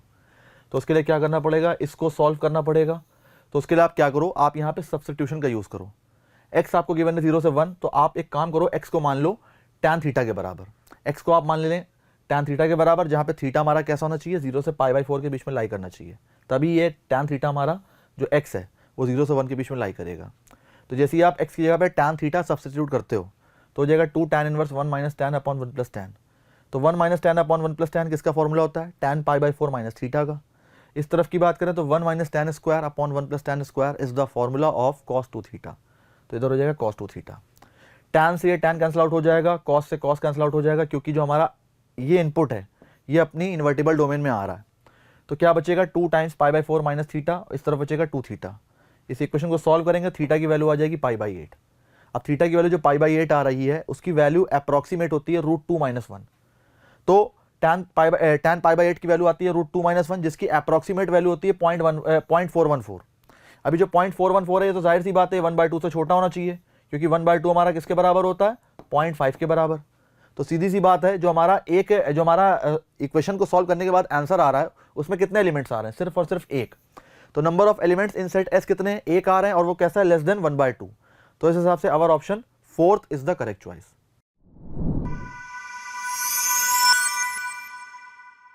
So now moving on to our next question. ये क्वेश्चन हमारा डेफिनेट इंटीग्रल से लिया गया है, बहुत ही सिंपल सा क्वेश्चन है, बस थोड़ा सा ध्यान दीजिएगा यहाँ पे। सबसे पहले जब इस टाइप के क्वेश्चन आता है जिसमें लिमिट आपकी -a से a गिवन होती है, तो उसमें आप कोशिश किया कीजिए कि फंक्शन इवन और ऑड को अलग अलग कर लें, या चेक कर लें कि फंक्शन हमारा कैसा है, इवन है या ऑड है या नहीं। अगर इवन है तो जुड़ जाएगा, 2 बार हो जाएगा, और अगर ऑड है तो वो 0 हो जाएगा। तो इसकी वैल्यू बतानी आराम से बता सकते हैं। तो यहाँ पे आप क्या करिए, इसमें जो हमारा x था उसको अलग कर लीजिए, पाई बाई 4 को अलग कर लीजिए, और दोनों के डिनोमिनेटर में 2 माइनस cos 2x अलग अलग रहेगा। तो माइनस पाई बाई 4 से pi by 4 x upon 2 minus cos 2x, और pi by 4 is a constant, वो बाहर आ जाएगा, बचेगा 1 अपॉन 2 माइनस cos 2x। अगर मैं इस वाले फंक्शन की बात करूं, you can see this is an odd function. ये ऑड फंक्शन है, लिमिट हमारी -a से a है।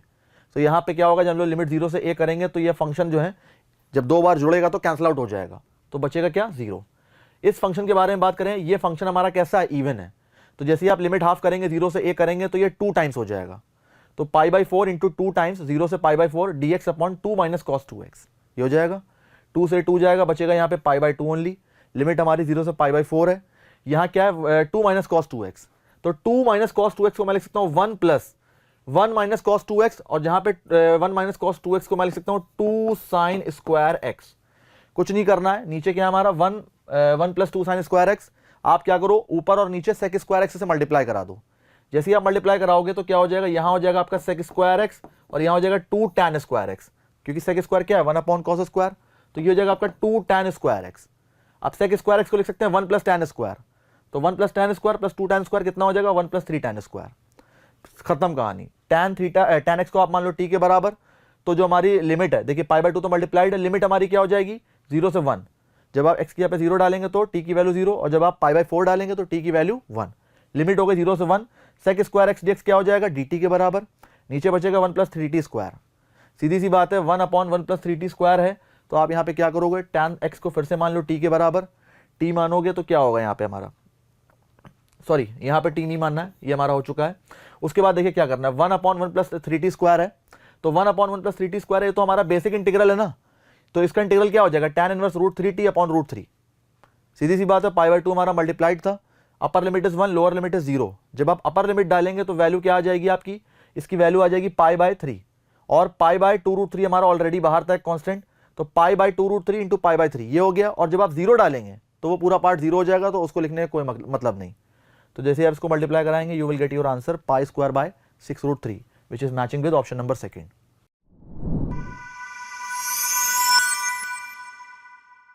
सो अब बढ़ते हैं अपने नेक्स्ट क्वेश्चन की तरफ। सो इस क्वेश्चन में हमें system of linear equations given है। यहाँ पे आप देख सकते हैं 3 इक्वेशंस गिवन है, जिसमें अल्फा और बीटा 2 अननोन कांस्टेंट दिखाई दे रहे हैं। तो कह रहा है which one of the following statement is not correct. तो इनमें से कौन सा ऑप्शन हमारा करेक्ट नहीं है, ये बताना है। तो हमें चेक करना है कि अल्फा और बीटा की डिफरेंट वैल्यूज के लिए कैसे सॉल्यूशंस मिल रहे हैं, infinitely many solutions, no solution, या फिर यूनिक सॉल्यूशन, या कुछ भी। तो उसके लिए क्या करना पड़ेगा, चेक करना पड़ेगा। सबसे पहले हम लोग को इनफाइनाइटली मेनी सॉल्यूशंस के लिए अल्फा की वैल्यू 2 गिवन है, एक बार अल्फा की वैल्यू -2 गिवन है, एक बार अल्फा की वैल्यू 2, और एक बार अल्फा की वैल्यू 1। तो मैंने कहा एक काम करते हैं, सबसे पहले ये जो हमारा सिस्टम ऑफ लीनियर इक्वेशन है, इसके डिटर्मिनेंट की वैल्यू निकालते हैं। जो एक्स, वाई और जेड का कोफिशिएंट होता है, जिसको हम लोग डेल्टा बोलते हैं, उसकी वैल्यू निकालते हैं, वो क्या आ रहा है हमारा। तो ये जो हमारा डेल्टा है, मान लेते हैं इसको 0 के बराबर, इसको 0 के बराबर मान लेते हैं, क्योंकि यहीं से पता लगेगा कि हमारा जो इनफाइनाइटली मेनी सॉल्यूशंस हैं या फिर नो सॉल्यूशन या फिर यूनिक सॉल्यूशन है वो यहीं से मिलेंगे। तो क्या करेंगे हम लोग यहाँ पे, इसका डिटर्मिनेंट को 0 के बराबर करेंगे। जैसे ही आप इस डिटर्मिनेंट को सिंप्लीफाई करना स्टार्ट करेंगे, ये इक्वेशन बन जाएगी हमारी अल्फा में। इसको सॉल्व करेंगे तो यहाँ से आपको अल्फा की 2 वैल्यूज मिलेंगी, क्यूबिक बनेगी। क्यूबिक को सॉल्व करना बहुत ही सिंपल है, उसको सिंप्लीफाई करना। तो हम लोग को यहाँ से अल्फा की 2 वैल्यूज मिल रही हैं, 2 की जगह 3 मिलेंगी, जहाँ पे 1 हमारा 2 बार रिपीट हो रहा है। तो अल्फा की वैल्यू एक बार 1 आ रही है और एक बार आ रही -2। तो मैंने कहा काम करते हैं, अल्फा की वैल्यू हम लोग यहाँ पे पहले 1 सब्स्टिट्यूट करते हैं और बीटा की वैल्यू फिर बीटा की वैल्यू भी 1 रखते हैं। ध्यान से सुनना, ये जो हमारी सिस्टम ऑफ लीनियर इक्वेशन है, इसमें जो ऑप्शंस गिवन है उसके अकॉर्डिंग हम लोग अल्फा और बीटा की वैल्यूज लेते हैं। तो ऑप्शंस के अकॉर्डिंग अल्फा की वैल्यू जिसमें 1 थी, उसमें बीटा की वैल्यू क्या थी, 1। तो अल्फा इक्वल्स टू जब 1 रखेंगे और मान लेते हैं बीटा इक्वल्स टू 1, तो उसके लिए जो हमारी सिस्टम ऑफ इक्वेशन है वो क्या हो जाएगी, x plus y plus z equals to 1, x plus y plus z equals to 1, x plus y plus z equals to 1। इसका मतलब ये तीनों इक्वेशन हमारी कैसी हो जाएंगी, ये तीनों इक्वेशन हमारी आइडेंटिकल हो जाएंगी। और जैसे कि आइडेंटिकल होंगी तो इसका मतलब इसमें इनफाइनाइटली मेनी सॉल्यूशंस मिलेंगे। तो आप क्लियरली देख सकते हैं इसमें इनफाइनाइट सॉल्यूशंस मिल रहे हैं हम लोग को। तो इस हिसाब से जो हमारा ऑप्शन नंबर फर्स्ट है, सॉरी ऑप्शन नंबर 4th है, ऑप्शन नंबर 4th हमारा करेक्ट हो जाएगा, लेकिन ये हमारा आंसर नहीं होगा, because we have to select the incorrect option. तो ये हमारा आंसर नहीं होगा। उसके बाद क्या करना है हम लोगों को, अल्फा की वैल्यू -2 पे चेक करना है। तो अल्फा इक्वल्स टू जब -2, अल्फा इक्वल्स टू -2 कहाँ गया, सॉरी 2 रखते हैं, चलिए अल्फा इक्वल्स टू 2 रखते हैं। जब अल्फा इक्वल्स टू 2 और बीटा इक्वल्स टू 1 रखेंगे तो डेल्टा की वैल्यू 4 आ जाएगी। भाई सीधी सी बात है, 4 आ जानी चाहिए।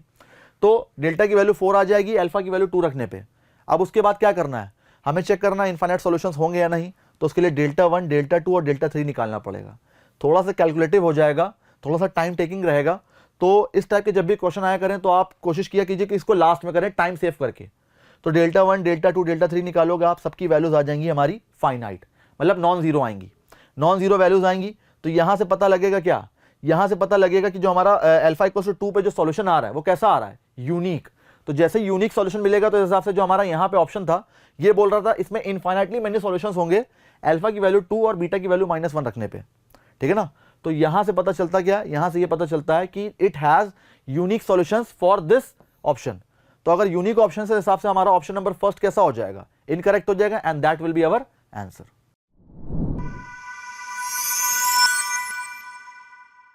सो now moving on to our next question. So इस क्वेश्चन में हमें एक सीक्वेंस गिवन है जिसमें x1 यानी कि फर्स्ट टर्म बताया गया 9 है, उससे बड़ा x2 and so on up to x7 तक। और ये पूरा सीक्वेंस हमें बताया गया that this sequence is in AP, जिसका कॉमन डिफरेंस है स्मॉल d। अब कह रहा है अगर इनका स्टैंडर्ड डेविएशन, इन सारे सीक्वेंसेस के टर्म्स का स्टैंडर्ड डेविएशन हमारा 4 है और जो मीन है अगर वो x बार है, तो कह रहा है x प्लस x6 की वैल्यू बताओ। x बार, सॉरी यहाँ पे x बार कर लीजिए, x बार प्लस x6 की वैल्यू बताइए क्या हो जाएगी। So here are the options, आराम से बता सकते हैं। उसके लिए क्या करना पड़ेगा, ध्यान से देखिए। सबसे पहले मीन निकालना पड़ेगा। मीन क्या है हमारा, x बार क्या होता है सिग्मा xi अपॉन 7, क्योंकि यहाँ पे 7 टर्म्स गिवन है हम लोग को सीक्वेंस में। तो जब आप सबका सम करेंगे तो क्या हो जाएगा, 7/2 2a plus n-1 into D यानी कि 6d डिवाइडेड बाय 7। 7 से ये 7 जाएगा, 2 से 2 जाएगा, बचेगा यहाँ पे आपका a plus 3d। a plus 3d क्या हो जाएगा, अगर a फर्स्ट टर्म और d कॉमन डिफरेंस है तो a plus 3d will represent the fourth term of the sequence. तो ये हो जाएगा हमारा x4। अब वेरिएंस की बात करें, वेरिएंस क्या होता है हमारा, सिग्मा xi माइनस x बार, सिग्मा xi माइनस x बार का square by 7। What is x bar, mean क्या आया हमारा, मीन आया हमारा फोर्थ टर्म। तो xi माइनस x बार जब करेंगे और उसका स्क्वायर करेंगे, है ना, और डिवाइडेड बाय 7, ये किसके बराबर है, जो वेरिएंस हमें गिवन है वो किसके बराबर गिवन है, सॉरी स्टैंडर्ड डेविएशन किसके बराबर गिवन था, 4 के बराबर। अगर स्टैंडर्ड डेविएशन हमारा 4 के बराबर है तो वेरिएंस क्या होता है, उसी का स्क्वायर। तो जो वेरिएंस है हमारा, जो वेरिएंस है वो हमारा 4 स्क्वायर के बराबर होना चाहिए। अब आप मुझे बताओ what is x bar, x बार के बारे में मैंने आपको क्या बताया, x बार क्या है हमारा x4 के बराबर। अब what is xi, x1, x1 क्या है हमारा फर्स्ट टर्म, तो फर्स्ट माइनस फोर्थ करेंगे तो बचेगा आपका -3d, उसका स्क्वायर करेंगे तो 3d का होल स्क्वायर। फिर उसके बाद x2 माइनस x4 करेंगे तो 2d का होल स्क्वायर। फिर x3 माइनस x4 करेंगे तो d square. x4 minus x4 में 0 हो जाएगा, फिर d स्क्वायर प्लस, फिर उसके बाद प्लस 2d का होल स्क्वायर, फिर उसके बाद फिर से प्लस 3d का होल स्क्वायर और डिवाइडेड बाय 7 इक्वल्स टू क्या है 4 स्क्वायर यानी कि 16। इसको आप उधर मल्टीप्लाई करा दो, 16 इंटू 7, इन सबका सम कराओगे तो इक्वेशन जो हमारी d में बनेगी उसको सॉल्व करने के बाद d की वैल्यू वहां से आ जाएगी 2 के बराबर। सिंपल सी कैलकुलेशन है, कुछ नहीं है इसमें, फास्ट कीजिएगा कैलकुलेशन, ठीक है। d की वैल्यू 2 आ गई तो x बार क्या था हमारा a प्लस 3d, ठीक है ना, a प्लस 3d था, तो a हमारा क्या था, फर्स्ट टर्म जिसकी वैल्यू में क्या गिवन थी स्टार्टिंग में 9, ठीक है, तो 9 प्लस 3 इंटू डी यानी कि 2, so that will be equal to 15, तो ये आ गया हमारा मीन। सिक्स्थ टर्म की बात करें, सिक्स्थ टर्म क्या हो जाएगा, a प्लस 5d यानी कि 9 plus 5 into 2 that will be equal to 19। हमें वैल्यू किसकी बतानी थी, x बार प्लस x6 की, तो 15 प्लस 19 क्या हो जाएगा 34 के बराबर। सो इस हिसाब से option 4 is the correct choice.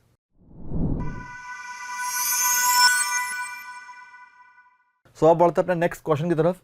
सो इस क्वेश्चन में हमें a और b बताया गया, दो रियल नंबर्स हैं such that a b is less than 0। इस पर ध्यान दीजिएगा। कह रहा है अगर complex number 1 plus a i upon b plus i जिसका यूनिट मॉडुलस है and a plus i b अगर हमारा इस इक्वेशन पे, इस सर्कल पे लाई कर रहा है a प्लस आई बी, तो कह रहा है possible value of 1 plus integral part of A upon 4b बताइए क्या हो जाएगा। आराम से बता सकते हैं। ये यूनिट मॉडुलस का है, तो क्या करेंगे देखिए ध्यान से।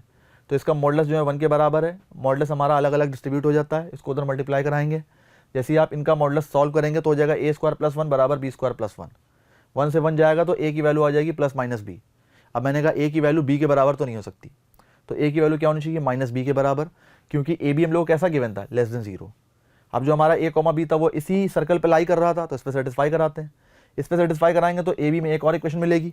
अब यहाँ पे आप क्या करो, b की वैल्यू आप माइनस a से रिप्लेस कर दो, तो हो जाएगा a माइनस 1 का whole square plus a square plus 4 times a square plus a square यानी कि 2a स्क्वायर। ये पूरी हमारी क्वाड्रेटिक बनेगी a में। इसको सॉल्व करेंगे तो यहाँ से a की दो वैल्यूज आएंगी।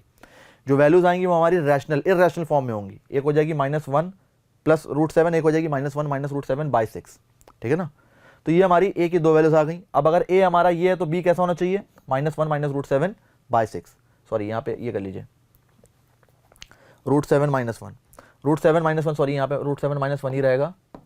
√7 माइनस 1 अगर यहाँ पे है हमारा, तो यहाँ पे क्या हो जाएगा प्लस 1 माइनस √7 बाई 6, क्योंकि अगर a हमारा पॉजिटिव है तो b हमारा नेगेटिव होना चाहिए, ठीक है। अब क्या करेंगे, a की इस वैल्यू के लिए, a और b की इस वैल्यू के लिए 1 plus integral part of a upon 4b की वैल्यू चेक करेंगे। तो अगर a हमारा √7 माइनस 1 बाई 6 है तो इसका इंटीग्रल पार्ट जाहिर सी बात है 0 होना चाहिए, because this number is less then 1, ठीक है। तो इसका इंटीग्रल पार्ट 0 हो जाएगा और अपॉन 4b। तो जैसे आप इसकी वैल्यू निकालेंगे that will be in the form minus of 1 plus √7 by 4 which is irrational. लेकिन ऑप्शंस की बात करें तो ऑप्शंस में हमारे सारे रैशनल वैल्यूज गिवन है, तो इसका मतलब क्या है, ये हमारा आंसर मैच नहीं कर रहा है। सिमिलरली उसी तरीके से जैसे ही आप a की दूसरी वैल्यू, ये जो a की दूसरी वैल्यू इसमें है वो आप सब्स्टिट्यूट करेंगे तो b की वैल्यू उसी का नेगेटिव हो जाएगी। और जब वो भी वैल्यू जब आप सब्स्टिट्यूट करेंगे इस वाले एक्सप्रेशन में, तो इंटीग्रल पार्ट ऑफ a और 4b, 1 plus integral part of a upon 4b की जो वैल्यू आएगी वो भी एक इरैशनल फॉर्म में आएगी, ठीक है ना, जिसकी वजह से हमारा आंसर मैच नहीं करेगा। तो आंसर मैच नहीं कर रहा तो यहाँ पे आपको मिल जाएगा बोनस।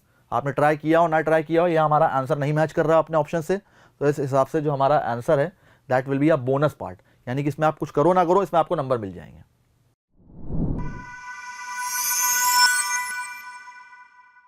सो अब बढ़ते हैं अपने नेक्स्ट क्वेश्चन की तरफ। सो ये जो क्वेश्चन हमारा गिवन है इसमें ये हमारे एक प्लेन की इक्वेशन गिवन है, लेकिन एक्चुअल में ये प्लेन की इक्वेशन नहीं है, क्योंकि यहाँ पे हमें जो ये गिवन है वाईजेड के फॉर्म में। तो किसी भी प्लेन की इक्वेशन में वाईजेड तो होता नहीं है, तो सीधी सी बात है यहाँ पे हम लोग को बोनस मिलने वाला है, क्योंकि यहाँ पे मिसप्रिंट गामा की वजह से वाई हमारा प्रिंट हो गया था अपने एनटीए के पेपर में, तो इस वजह से यहाँ पे आपको बोनस मिल जाएगा, ठीक है। तो इसमें बताया गया जो इक्वेशन है, अब फिर भी हम लोग क्या करते हैं, वाई को गामा लेट करके सॉल्व करते हैं, उसका आंसर निकालते हैं। तो इसमें जो हमारा प्लेन की इक्वेशन गिवन है बताया गया है that is passing through the point this and perpendicular to the line joining these two points. इन दोनों पॉइंट्स को जोड़ने वाली लाइन के साथ परपेंडिकुलर है और इस पॉइंट से पास कर रहा है। तो कह रहा है value of alpha beta and y बताइए क्या हो जाएगी।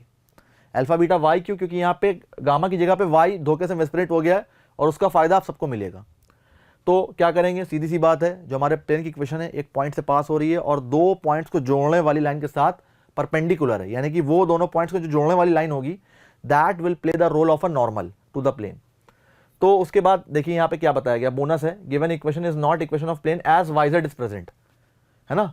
तो if we consider y as gamma the answer would be 6। अभी देखिए कैसे आएगा, ये हो गया हमारा नॉर्मल ऑफ द प्लेन, है ना। जो दो पॉइंट्स हैं, जो हमारे दो पॉइंट्स गिवन है, ये जो दो पॉइंट्स गिवन है इन दोनों को मिलाकर जो हमारी लाइन बनेगी उसके डायरेक्शन रेशियोज हो जाएंगे 3, -1 और -2। तो ये हो गया हमारा नॉर्मल ऑफ द प्लेन। अब प्लेन की जो इक्वेशन है वो क्या हो जाएगी, जो प्लेन की इक्वेशन है वो हो जाएगी 3x minus y minus 2z, 3x minus y minus 2z plus lambda, lambda is any unknown constant. अब इसकी वैल्यू निकालने के लिए हमें पॉइंट गिवन है क्या, 3, -2 और 5 जिससे प्लेन पास हो रहा है। तो जैसे आप इसको सेटिस्फाई कराएंगे वहां से लैम्डा की वैल्यू आ जाएगी -1। अब जैसे ही लैम्डा की वैल्यू आ जाएगी तो प्लेन की इक्वेशन आ जाएगी। हमें बताना क्या था, अल्फा बीटा वाई की वैल्यू या फिर अल्फा बीटा गामा की वैल्यू। तो 3 into -1 into -2 will be equals to 6। So this will be our answer. ये आंसर हो सकता था, लेकिन यहाँ पे मिसप्रिंट की वजह से आपको मिल जाएगा बोनस।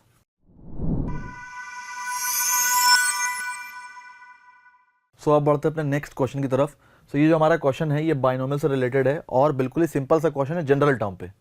इसमें कह रहा है टर्म विदाउट एक्स, यानी कि टर्म इंडिपेंडेंट ऑफ एक्स, इसके एक्सपेंशन में गिवन है 7315। तो कह रहा है मॉड ऑफ अल्फा की वैल्यू बताइए। आराम से बता सकते हैं, क्या करना पड़ेगा, इंडिपेंडेंट टर्म ऑफ एक्स जो है हमारा, उसके लिए हम लोग को जनरल टर्म निकालना पड़ेगा इस पूरे एक्सपेंशन का। तो जनरल टर्म क्या हो जाएगा, T R plus 1 22 CR x की पावर 2/3 की होल पावर 22 - R और अल्फा बाय एक्स क्यूब की पावर R। जैसे ही आप इसको सिंप्लीफाई करेंगे तो एक्स की पावर्स हमारी अलग हो जाएंगी और अल्फा की पावर्स अलग हो जाएंगी। अब हमें क्या बताना था, for term independent of x. तो एक्स की जो पावर उसको क्या करना पड़ेगा, 0 के बराबर, तभी हम लोग को वो टर्म मिलेगा जिसमें एक्स नहीं है। इसको सिंप्लीफाई करने पे आर की वैल्यू आ जाएगी हमारी क्या, 4 के बराबर। 11R = 44 है तो आर की वैल्यू क्या आ रही है, 4 के बराबर। तो आप आर की वैल्यू यहाँ पे 4 सब्स्टिट्यूट करो, तो T4 + 1 यानी कि T5 वो क्या हो जाएगा 22C4 और अल्फा की पावर 4। ये किसके बराबर गिवन था, 7315, क्योंकि term independent of x was given as 7315। 22C4 की वैल्यू जैसे आप सिंप्लीफाई करोगे आपको पता लगेगा कि ये जो वैल्यू है ये तो 7315 ही है, तो ये कैंसिल आउट हो जाएगा पूरा। बचेगा क्या, अल्फा की पावर 4 = 1। तो यहाँ से अल्फा की वैल्यू आ जाएगी हमारी क्या, अल्फा की वैल्यू आएगी हमारी +-1, but we have to find out the value of mod alpha. उसकी वैल्यू क्या हो जाएगी, 1 के बराबर। So this will be our answer.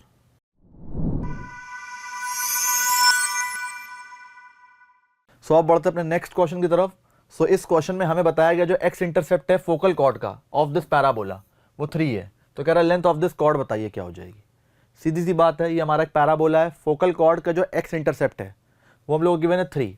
इसका मतलब है जो फोकल कॉर्ड है that is passing through the point 3,0। भाई एक्स इंटरसेप्ट है और कितना गिवन है 3, तो ओरिजिन से 3 यूनिट की दूरी पे होगा हमारा, किधर, राइट हैंड साइड पे या लेफ्ट हैंड साइड पे भी हो सकता है। तो आइदर इस पॉइंट से पास करेगा और आइदर हमारा -3,0 से भी पास कर सकता है फोकल कॉर्ड। ठीक है, तो क्या कह रहा है, then the length of this chord is equals to, तो उस कॉर्ड की लेंथ बतानी हम लोगों को क्या हो जाएगी। आराम से बता सकते हैं, ये हमारा पैराबोला है। इसको क्या करेंगे, सबसे पहले स्टैंडर्ड फॉर्म में लाएंगे, सिंप्लीफाई करेंगे तो ये हो जाएगा हमारा पैराबोला। अब मान लेते हैं कि अगर हमारा ये कैपिटल Y² = 4AX के फॉर्म में है, तो कैपिटल X की वैल्यू क्या हो जाएगी, x+1, small x+1, capital Y की वैल्यू y-2। और जो हमारा a है वो क्या है, हमारा a हमारा 2 के बराबर स्मॉल a। तो फोकस क्या हो जाएगा, भाई सीधी सी बात है, आप एक बात बताओ, ये जो हमारा पैराबोला है इसकी ओपनिंग किधर है, पॉजिटिव x एक्सिस तरफ। इसका जो वर्टेक्स है वो क्या हो जाएगा, इसका वर्टेक्स हो जाएगा हमारा, बहुत ध्यान से देखिएगा, इसका वर्टेक्स हो जाएगा -1,2। तो -1,2 ये हो गया हमारा पैराबोला। ठीक है, अब जो पैराबोला इसकी ओपनिंग पॉजिटिव x एक्सिस तरफ है और a की वैल्यू अगर 2 है, तो ये पॉइंट क्या है हमारा, वर्टेक्स क्या है, -1,2। तो उसके 2 यूनिट राइट हैंड साइड पे जो हमारा पॉइंट होगा वो क्या हो जाएगा, 1,2। तो फोकस हो गया हमारा क्या, 1,2। अब बात करते हैं फोकल कॉर्ड की। फोकल कॉर्ड की इक्वेशन मान लेते हैं y - y1 = mx - x1। ये जो फोकल कॉर्ड है किस पॉइंट से पास कर रही है, फोकस से पास करेगी, तो 1,2 इस पे सेटिस्फाई करेगा। अब इसमें अननोन क्या है, m अननोन है ना, उसकी वैल्यू कैसे निकाल सकते हैं, उसकी वैल्यू ऐसे निकाल सकते हैं, क्योंकि ये जो फोकल कॉर्ड है that is passing through the point 3,0 या फिर -3,0 भी हो सकता था। ठीक है ना, तो 3,0 जब आप सेटिस्फाई कराओगे इसमें, तो यहाँ पे m की वैल्यू आ जाएगी -1 के बराबर, और जैसे ही m की वैल्यू -1 आएगी तो फोकल कॉर्ड आ जाएगी 16। सिमिलरली उसी तरीके से अगर आप -3,0 पे सेटिस्फाई कराओगे तो जो m की वैल्यू आएगी, जो भी m की वैल्यू आएगी, उसके लिए जब आप क्या निकालोगे, जब आप निकालोगे इसकी फोकल कॉर्ड की लेंथ, फोकल कॉर्ड की लेंथ का मतलब क्या हो जाएगा, ये point of intersection with the parabola और ये point of intersection with the parabola, इन दोनों के बीच की डिस्टेंस। आराम से निकाल सकते हो कैसे, इस लाइन को जो m की वैल्यू आई है इसको सॉल्व करना किसके साथ, इस वाली इक्वेशन के साथ।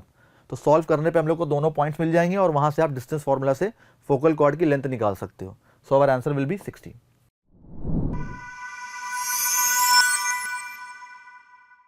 सो अब बढ़ते अपने नेक्स्ट क्वेश्चन की तरफ। तो यहाँ पे हमें एक बाइनोमियल का क्वेश्चन गिवन है, इसमें बताया गया जो 6th टर्म है इसके बाइनोमियल एक्सपेंशन का है ना, वो देखिए, इसको थोड़ा करेक्ट कर लीजिएगा, 2 की पावर log 10 - 3 की पावर x है यहाँ पे, और विद बेस 2 का under root plus 5th root of 2 की पावर x - 2, यहाँ पे भी सही कर लीजिए, यहाँ पे 2 की पावर x - 2 इंटू log 3/2 है, log 3/2 ये है कि होल पावर m, जो इंडेक्स है वो m है, वो गिवन हम लोग को 21 के बराबर। जो 6th टर्म है इसके बाइनोमियल एक्सपेंशन का वो 21 है।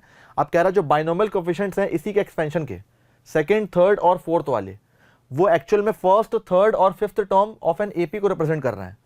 तो कह रहा बताइए sum of the squares of all possible values of x, x की सारी पॉसिबल वैल्यूज के स्क्वायर का सम क्या होगा।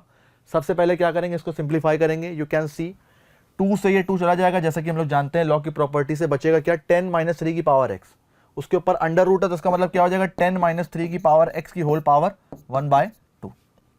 ठीक है, इस वाले पार्ट की बात करें तो 2 की पावर क्या है x - 2 log 3/2, तो जो 3 - 2 है सॉरी x - 2 है वो 3 की पावर हो जाएगा। अब बचेगा 2 की पावर log विद बेस 2, तो 2 से ये 2 चला जाएगा तो बचेगा क्या 3 की पावर x - 2 ओनली। तो क्या हो जाएगा यहाँ पे हम लोग का 3 की पावर x - 2 ओनली। ठीक है, और इसके ऊपर क्या फिफ्थ रूट लगा हुआ तो क्या हो जाएगा इसके पावर 1/5। अब हमें क्या बताना जनरल टर्म, जनरल टर्म देखिएगा क्या होगा, सॉरी या फिर सिक्स टर्म की बात कर लेते हैं। सिक्स टर्म क्या हो जाएगा t5 + 1, तो क्या हो जाएगा हमारा mc5, इसकी जो पावर है वो कितनी हो जाएगी m - 5, तो m - 5 डिवाइडेड बाई 2, क्योंकि पावर्स मल्टीप्लाई होती हैं, और यहाँ पे भी अगर आप पावर की बात करेंगे उसकी पावर हो जाएगी 5, तो ये 5 से 5 जाएगा। तो उम्मीद करता हूँ कैलकुलेशन समझ में आ गई होगी। अब आगे देखिए, तो जो सिक्स टर्म है क्या हो जाएगा mc5 10 - 3 की पावर x की होल पावर m - 5/2 इंटू 3 की पावर x - 2, ये कितना गिवन था 21। यू कैन सी ये लोग को 21 गिवन था, और बताया गया था जो सेकेंड, थर्ड और फोर्थ टर्म है वो एपी में है, मतलब एपी के फर्स्ट, थर्ड और फिफ्थ टर्म है। तो भाई सीधी सी बात है, चाहे फर्स्ट, थर्ड, फिफ्थ हो या फिर फर्स्ट, सेकंड, थर्ड हो, रहेगी तो एपी ना। वो अलग बात है कि उनका कॉमन डिफरेंस हमारा 2D हो जाएगा। तो अगर एपी में ही रहेंगे तो 2 टाइम्स MC2, यानी कि जो थर्ड टर्म है वो बराबर हो जाएगा हमारा MC1 + MC3 के, जो थर्ड टर्म का ट्वाइस है, यानी कि 2B = A + C होता है, वही वाली कंडीशन यहाँ पे लग जाएगी एपी की। अब आप क्या करो, MC2, MC1 और MC3 की वैल्यू यहाँ पे सब्स्टिट्यूट करो। जैसे ही आप करोगे तो m और m चला जाएगा, कैंसल आउट हो जाएगा। आपका होगा सर m की वैल्यू कैंसिल क्यों कर रहे हो, क्योंकि यहाँ से m की वैल्यू 0 मिलेगी जो कि इनएडमिसिबल है। उसके बाद जो हमारी क्वाड्रेटिक बनेगी m में, उसको सॉल्व करने के बाद m की 2 वैल्यूज आएंगी 2 और 7। 2 को भी हम लोग क्या करेंगे, हटा देंगे, क्योंकि 2 हम लोग अगर रखेंगे तो हमारा 6 टर्म कैसे पॉसिबल है, 2c5 कैसे पॉसिबल है। तो m की जो वैल्यू आएगी वो आ जाएगी 7। जैसे 7 आएगी तो t6 क्या हो जाएगा 7c5 10 - 3 की पावर x की होल पावर 7 - 5/2 और 3 की पावर x - 2 इक्वल्स टू 21। इसको आप सिंप्लीफाई करोगे तो इसकी हमारी क्या बन जाएगी, 3 की पावर x में क्वाड्रेटिक बनने लगेगी, जहाँ पे 3 की पावर x एक वेरिएबल रहेगा। सिंप्लीफाई करने पे हमारी ये 3 की पावर x में क्वाड्रेटिक बनी। इसको सॉल्व करेंगे तो 3 की पावर x की 2 वैल्यूज आएंगी 9 और 1, तो x की वैल्यू क्या हो जाएगी 0 और 2। हमें बताना क्या था, x की सारी पॉसिबल वैल्यूज के स्क्वायर का सम, तो 0 square + 2 square will be the answer, तो that will be equals to 4, so 4 will be our answer.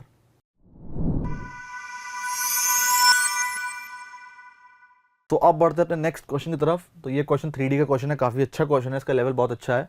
इसमें क्या बताया गया, जो पॉइंट ऑफ इंटरसेक्शन है C विद दिस प्लेन, इस प्लेन का, और इन दोनों पॉइंट्स A और B को जोड़ने वाली लाइन के साथ जो इंटरसेक्शन पॉइंट C आ रहा है वो AB को, यानी कि इस पॉइंट और इस पॉइंट को इंटरनली डिवाइड कर रहा है इन द रेशियो k:1। अब कह रहा है अगर ABC, अगर हमारे डायरेक्शन रेशियोज हैं परपेंडिकुलर के from the point C on this line, point C से जब आप परपेंडिकुलर ड्रॉ करते हो इस लाइन पे तो उसके डायरेक्शन रेशियोज आते हैं उस पॉइंट के, वो हमारे फुट ऑफ परपेंडिकुलर के जो डायरेक्शन रेशियोज आ रहे हैं, अगर वो हमारे ABC गिवन है तो कह रहा है modulus of A + B + C बताइए क्या हो जाएगा। आराम से बता सकते हैं। उसके लिए क्या करना पड़ेगा, पहले तो हम लोग को C निकालना पड़ेगा। C is the intersection point of this plane and the line joining these 2 points. तो AB की इक्वेशन निकाल लेते हैं। देखिए ये तो हमारा प्लेन है, तो गिवन है, AB की इक्वेशन निकाल सकते हैं आराम से। पॉइंट हमें गिवन है दोनों, और डायरेक्शन रेशियोज क्या हो जाएंगे 5, 10, -4। अब इसको लैम्डा के बराबर लेट करते हैं ताकि हम लोग को जनरल पॉइंट मिल सके इस लाइन का। तो क्या हो जाएगा 5 लैम्डा + 2, 10 लैम्डा + 4 और -4 लैम्डा -3, ये हो जाएगा जनरल पॉइंट इस लाइन पे कहीं पे भी।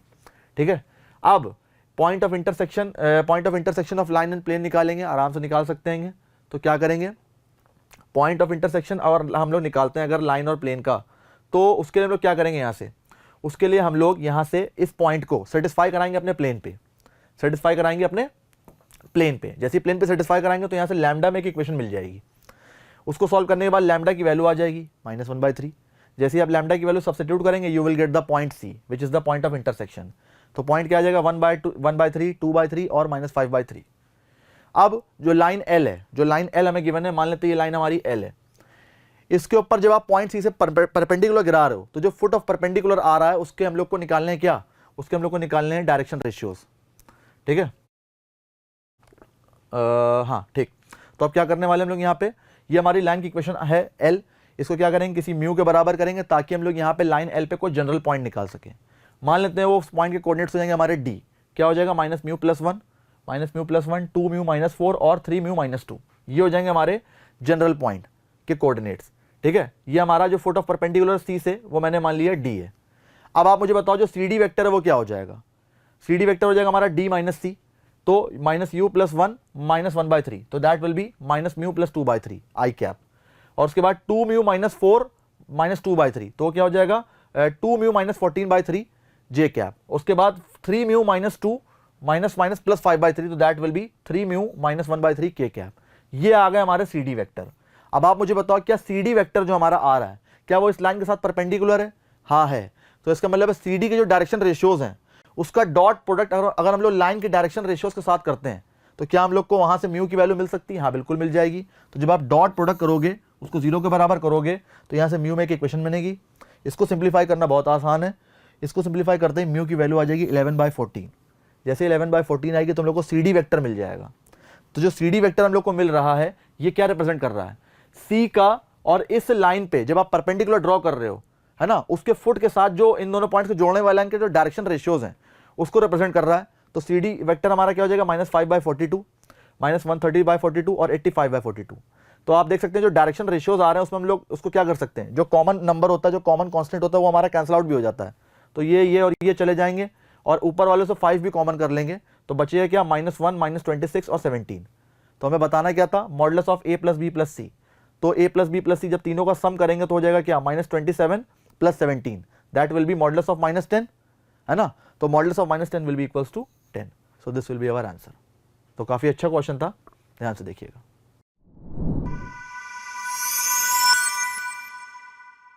सो अब बढ़ते हैं अपने नेक्स्ट क्वेश्चन की तरफ। सो इस क्वेश्चन में हमें एक लाइन गिवन है, बताया गया x equals to 8 is the directrix of this ellipse. ठीक है ना, x इक्वल्स टू 8 डायरेक्ट्रिक्स है इस एलिप्स की विद कॉरेस्पॉन्डिंग फोकस 2,0। उसी डायरेक्ट्रिक्स का जो कॉरेस्पॉन्डिंग फोकस उसके कोऑर्डिनेट्स गिवन है 2,0। अब कह रहा है अगर टेंजेंट टू ई, अगर ई पॉइंट एलिप्स पे अगर हम लोग टेंजेंट डालते हैं एट पॉइंट पी पे अगर हम लोग टेंजेंट डालते हैं इन द फर्स्ट क्वाड्रेंट और वो पास करती है 0,4√3 से और इंटरसेक्ट करती है अगर एक्स एक्सिस को एट पॉइंट क्यू पे, तो कह रहा बताइए 3pq का होल स्क्वायर की वैल्यू क्या होगी। आराम से बता सकते हैं, क्या करना है, x इक्वल्स टू 8 हमें डायरेक्ट्रिक्स गिवन है, ये जो हमारा एलिप्स है इसका सेंटर क्या है 0,0 है। तो जो डायरेक्ट्रिक्स इक्वेशन गिवन है उसको हम लोग a/e से कंपेयर करते हैं। तो जब a/e से कंपेयर करेंगे तो a/e will be equals to 8 where a is what, a is the semi major axis and e is the eccentricity. तो a/e 8 हो जाएगा और जो फोकस है वो क्या गिवन है 2,0, तो ae की वैल्यू 2 हो जाएगी।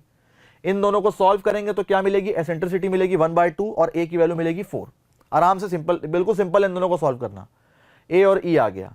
अब हम लोग क्या करना है, सेमी माइनर एक्सिस भी निकाल लेते हैं। तो b स्क्वायर की वैल्यू क्या आ जाएगी, a square into 1 - e square.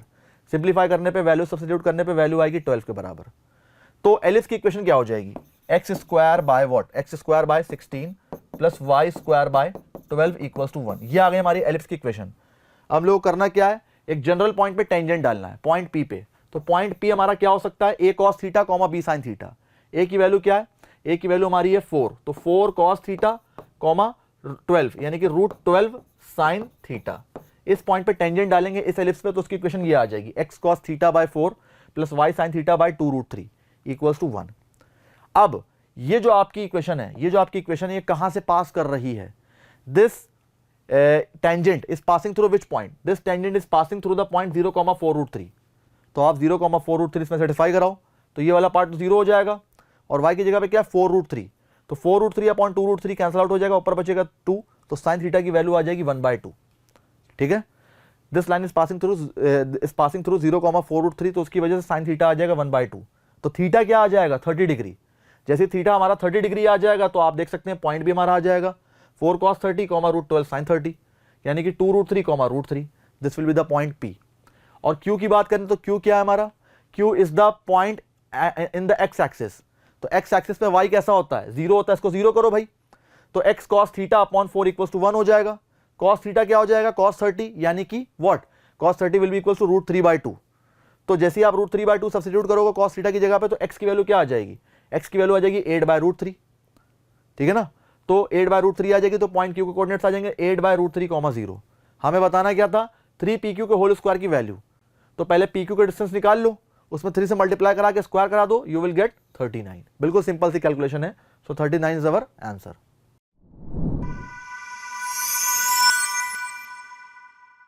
सो अब बढ़ते हैं अपने नेक्स्ट क्वेश्चन की तरफ। तो यहां पे हमसे परम्यूटेशन कॉम्बिनेशन का एक सिंपल सा क्वेश्चन पूछा है, थोड़ा सा कैलकुलेटिव हो सकता है, ध्यान से देखिएगा। हमें total number of 6 digit numbers बताने हैं जो कि बनाए गए हैं by using the digits 4, 5 and 9 only. और वो नंबर जो 6 डिजिट नंबर होगा हमारा 6 से डिविजिबल होना चाहिए। तो कोई भी नंबर अगर 6 से डिविजिबल है तो इसका मतलब क्या है कि वो 2 से भी डिविजिबल होना चाहिए एज वेल एज 3 से भी डिविजिबल होना चाहिए।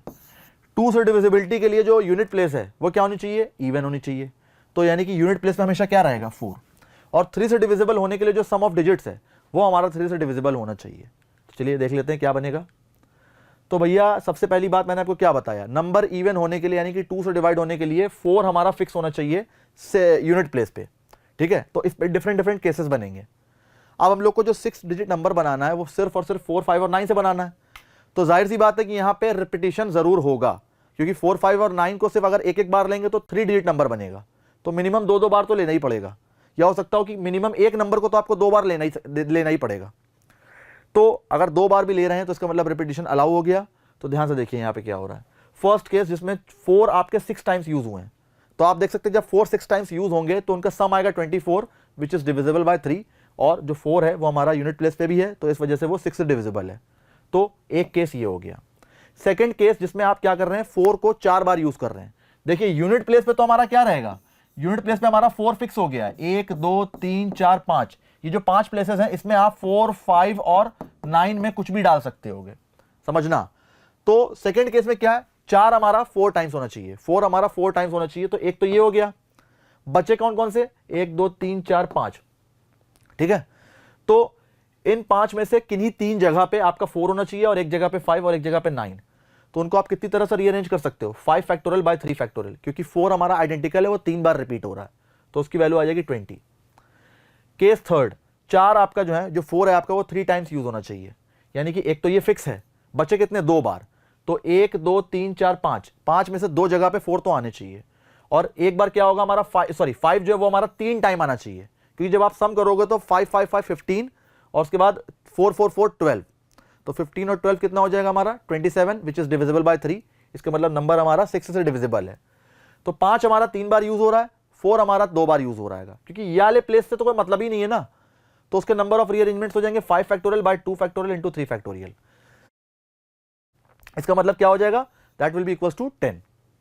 उसके बाद फोर्थ केस जिसमें 4 हमारा 3 टाइम्स यूज हुआ है, एक तो ये हो गया, बचे क्या 2 बार।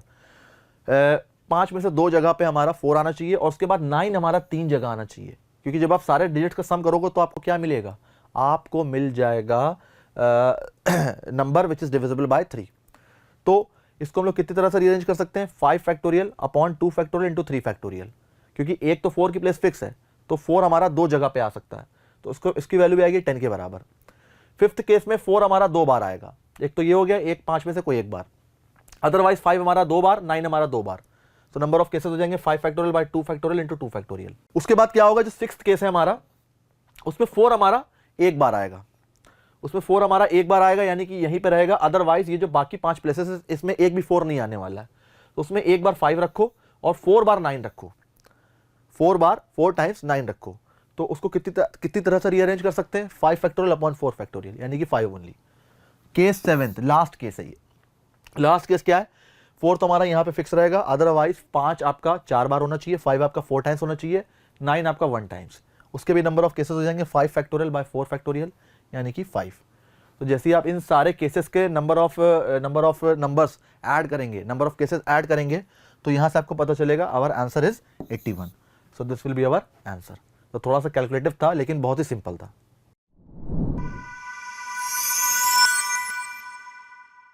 तो अब बढ़ते हैं अपने नेक्स्ट क्वेश्चन की तरफ।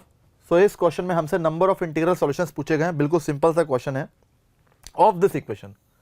बस आगे बताया गया है कि x जो है वो हमारा 1 से बड़ा हो सकता है या उसके बराबर, y हमारा ग्रेटर देन और इक्वल्स टू 3 हो सकता है और z हमारा ग्रेटर देन और इक्वल्स टू 4 हो सकता है। तो यहाँ पे हम लोग बेगर्स मेथड का यूज़ कर सकते हैं आराम से, लेकिन यहाँ पे जो x y z है वो नॉन नेगेटिव होने चाहिए। यानी कि x, y और z हमारे ग्रेटर देन और इक्वल टू 0 होना चाहिए। तो आप एक काम करो, x को मान लो क्या, x को मान लो आप x1 + 1, क्योंकि x हमारा 1 से बड़ा है उसके बराबर है। तो जो x1 है हमारा वो कैसा हो जाएगा, ग्रेटर देन और इक्वल टू 0 हो जाएगा। उसके बाद जो हमारा y है उसको मान लो आप y1 + 3, ताकि यहाँ से जो y1 है वो कैसा हो जाए, ग्रेटर देन और इक्वल 0। उसी तरह से जो आपका z है उसको आप मान लो z1 + 4, तो यहाँ से जो z1 हो जाएगा हमारा that must be greater than और इक्वल 0 हो जाएगा। अब x, y और z की वैल्यूज यहाँ पे सब्स्टिट्यूट कर दो। सब्स्टिट्यूट करोगे तो हो जाएगा x1 + y1 + z1 + 1 + 3 + 4 यानी कि +8 इक्वल्स टू 21 है। ये उधर जाए कैंसिल आउट होगा, 21 - 8 कितना हो जाएगा, 21 - 8 हो जाएगा आपका 13। ये 13 हो गया हमारा। अब इन तीनों का सम 13 है, जहाँ पे ये तीनों कैसे नॉन नेगेटिव, तो यहाँ पे आप बेगर्स मेथड का यूज कर दो। बेगर्स मेथड क्या बोलता है, n + r - 1 cr - 1। n is what, n is हमारा 13, r is what, number of terms यानी कि 3।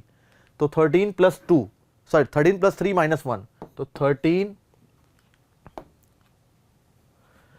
+ 3 - 1 यानी कि 15 हो जाएगा। यहाँ से हमारा 13 + 3 - 1 c3 - 1, तो ये हो जाएगा हमारा 15, नीचे हो जाएगा 2, तो 15 c2 will be our answer.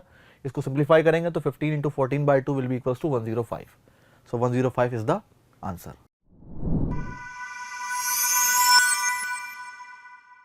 So अब बढ़ते हैं अपने नेक्स्ट क्वेश्चन की तरफ।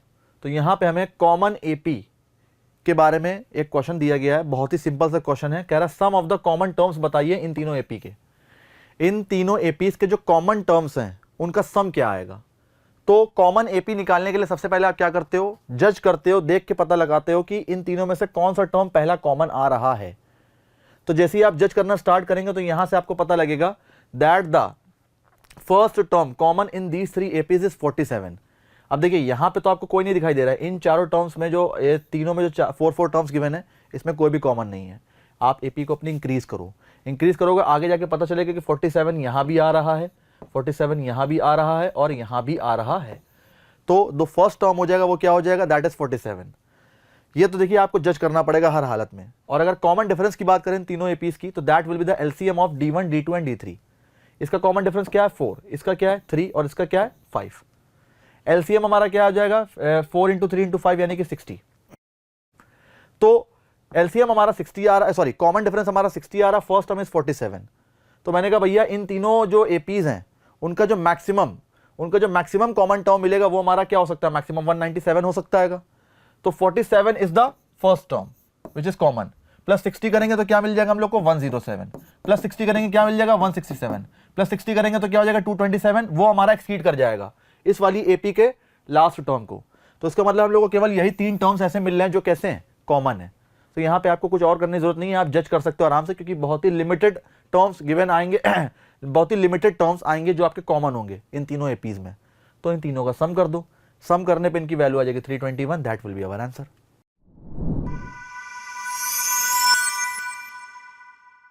सो अब बढ़ते हैं अपने नेक्स्ट क्वेश्चन की तरफ। सो इस क्वेश्चन में हमसे डेफिनेट इंटीग्रल का एक सिंपल सा क्वेश्चन पूछा गया है। देखने में काफी बड़ा लग रहा है लेकिन आराम से इसको सिंप्लीफाई करा जा सकता है। इसकी वैल्यू बताई गई है 6π/16 के बराबर, सॉरी kπ/16 के बराबर। तो हमें k की वैल्यू बतानी है, आराम से बता सकते हैं। सबसे पहले आप क्या करो, यहाँ पे किंग्स प्रॉपर्टी का यूज करो। किंग्स प्रॉपर्टी क्या, आपको लिमिट है 0 से पाई, तो 0 से पाई जो गिवन है उसमें आप क्या कर सकते हैं, f of pi minus x कर सकते हैं इस पूरे फंक्शन में। तो जहां जहां पे x है वहां पे क्या आ जाएगा, पाई माइनस x। तो देखिए इसको मान लेते हैं i के बराबर, this is our equation number first. उसके बाद जब आप पाई माइनस x करेंगे तो 5 की power cos pi minus x, cos pi minus theta हमारा माइनस cos थीटा के बराबर होता है। तो यहाँ पे हो जाएगा माइनस cos x, ये भी माइनस और ये भी माइनस, तो minus minus will become plus. यहाँ पे तो स्क्वायर है तो ये ऑलरेडी साइन कैसा है, माइनस साइन एब्जॉर्ब कर लेगा, और यहाँ पे माइनस साइन की वजह से यहाँ पे भी आ जाएगा प्लस। नीचे हो जाएगा 1 + 5 की power minus cos x। LCM लेंगे इसका, देखो 5 की पावर माइनस cos को लिख सकते हैं 1/5 की पावर cos। एलसीएम लेंगे तो 5 की पावर cos ऊपर से मल्टीप्लाई होने के बाद कैंसिल आउट हो जाएगा, नीचे बचेगा 1 + 5 की पावर cos x, ये बचेगा। उसके बाद जब आप इन दोनों का सम कराएंगे, इसको मान लेते हैं सेकंड इक्वेशन, जब आप इन दोनों का सम कराएंगे तो 1 + 5 की पावर cos x से 1 + 5 की पावर cos x चला जाएगा, बचेगा सिर्फ ये वाला पार्ट, और उस तरफ हो जाएगा 2i। बिल्कुल सिंपल है। अब आप क्या करो, यहाँ पे आप एक प्रॉपर्टी होती है डेफिनेट इंटीग्रल की, अगर ये फंक्शन हमारा इवन है, अगर ये फंक्शन हमारा इवन है तो आप देख सकते हैं यहाँ पे कि जो पाई बाई जो आपकी 0 से पाई लिमिट है उसको आप ब्रेक कर सकते हो हाफ में, 0 से पाई बाई 2 टाइम्स, इसको बोलते हैं क्वींस प्रॉपर्टी, क्योंकि एफ ऑफ जो आपका एफ ऑफ एक्स है, एफ ऑफ एक्स है वो हमारा किसके बराबर है, F of pi minus x के बराबर है ना। एफ ऑफ एक्स और F of pi minus x हमारा सेम है, तो यहाँ पे आप क्वींस रूल का यूज करेंगे। पहले आपने किंग्स प्रॉपर्टी का यूज किया, यहाँ पे आप क्वींस प्रॉपर्टी का यूज करेंगे तो हो जाएगा 2 टाइम्स 0 से पाई बाई 2। फंक्शन हमारा भाई सेम रहेगा, 2 से ये 2 चला जाएगा। आई की वैल्यू क्या हो जाएगी 1 plus cos x cos 3x plus cos square x plus cos cube x into cos 3x। ध्यान से देखिए, यहां पे अब आप क्या करो, इस पे फिर से आप किंग्स प्रॉपर्टी का यूज करो। आई क्या हो जाएगा 0 से पाई बाई 2, जहां पे x है वहां पे क्या हो जाएगा पाई बाई 2 माइनस एक्स, तो cos pi by 2 minus theta, cos 3 times pi by 2 minus theta, समझ रहे हो ना। तो ये तो कॉस एक्स हमारा हो जाएगा साइन एक्स, और ये हो जाएगा हमारा क्या, ये हो जाएगा हमारा माइनस साइन 3x। उसके बाद कॉस स्क्वायर एक्स हमारा साइन स्क्वायर एक्स हो जाएगा, कॉस क्यूब एक्स हो जाएगा हमारा माइनस साइन क्यूब एक्स, और कॉस 3x हो जाएगा हमारा साइन 3x। तो अल्टीमेटली ये जो हमारा आई था इसको मान लेते हैं क्वेश्चन नंबर 3, इसको मान लेते हैं 4th। जब आप इन दोनों का सम कराएंगे तो हो जाएगा इस तरफ 2i, लिमिट हमारी 0 से पाई बाई 2 सेम है, 1 प्लस 1 विल बी 2, और यहां से cos square plus sine square वाला 1 हो जाएगा मिलकर 3 कॉस। अब उसके बाद देखिए क्या होगा, cos x cos 3x minus sin x sin 3x, तो cos a cos b minus sin a sin b क्या हो जाएगा cos of a plus b, यानी कॉस ऑफ 4x। बचेगा क्या, cos cube x cos 3x minus sin cube x sin 3x, ये बचा। अब ध्यान से देखिएगा, ये जो कॉस क्यूब है और यहाँ पे जो साइन क्यूब है, इसका यूज कैसे करा गया है आप मुझे बताओ। कॉस 3 थीटा का फॉर्मूला क्या होता है, कॉस 3 थीटा का फॉर्मूला क्या होता है, कॉस 3 थीटा का फॉर्मूला होता है हमारा 4 cos cube x minus 3 cos x, यही होता है। तो जो आपका कॉस क्यूब एक्स उसकी वैल्यू आप निकाल सकते हैं, इसको इस तरफ शिफ्ट करके और 4 को नीचे डिवाइड करा के। और जो साइन 3x का फॉर्मूला होता है वो क्या होता है, साइन 3x का फॉर्मूला होता है 3 sin x minus 4 sign cube x, ये होता है। तो यहां से आप इस फॉर्मूला से आप साइन क्यूब की वैल्यू निकाल सकते हैं 3 sin x minus sin 3x by 4 के फॉर्म में, इसको आप यहां पे और यहां पे रिप्लेस कर सकते हैं, बाकी अदरवाइज पूरा वैसा की वैसा ही है, ठीक है। अब जो आपका कॉस, जो आपका क्या गया कॉस क्यूब एक्स था वो इस फॉर्म में आ गया, साइन क्यूब एक्स इस फॉर्म में आ गया। कुछ नहीं करना, बिल्कुल सिंपल है, आप आराम से देख सकते हैं यहाँ पे क्या होने वाला है, cos 3x into cos 3x यानी कॉस स्क्वायर 3x बाय 4। उसके बाद माइनस साइन 3x यानी कि plus sine square 3x by 4, तो 1/4 कॉमन आ जाएगा, बचेगा cos square 3x plus sine square 3x, जिसकी वैल्यू क्या हो जाएगी 1, तो बचेगा आपका 1/4। उसके बाद 3 cos x, समझना 3 cos x cos 3x by 4। उसके बाद यहाँ पे क्या है हमारा माइनस से 3/4 साइन x साइन 3x, तो 1/4 कॉमन कर लेंगे, क्या बचे 3/4 कॉमन कर लेंगे, क्या बचेगा cos x cos 3x minus sin x sin 3x, यानी कि cos ऑफ 4x। यहाँ पे एक और cos ऑफ 4x था और प्लस 3 था, तो 3 प्लस 1/4 अलग ऐड होगा, इससे cos 4x कॉमन कर सकते हैं, अंदर बचेगा 1 प्लस 3/4, समझ रहे हो। तो जैसे ही आप उसको सिंप्लीफाई करेंगे, सिंप्लीफाई करने पे क्या होगा, हमारा बिल्कुल सिंपल सा इंटीग्रल आ जाएगा। इंटीग्रल क्या आएगा देखिए ध्यान से, इंटीग्रल हो जाएगा हमारा 0 से पाई बाई 2, 3 प्लस 1/4 हो जाएगा हमारा यहाँ से क्या 13/4, प्लस इन दोनों से हम लोग ने क्या करा cos 4x कॉमन किया, तो 1 प्लस 3/4 फिर से हमारा क्या हो जाएगा, तो 1 प्लस 3/4 1 प्लस 3/4 हमारा हो जाएगा 4 प्लस 1 7/4, तो 7/4 cos 4x ये हो जाएगा।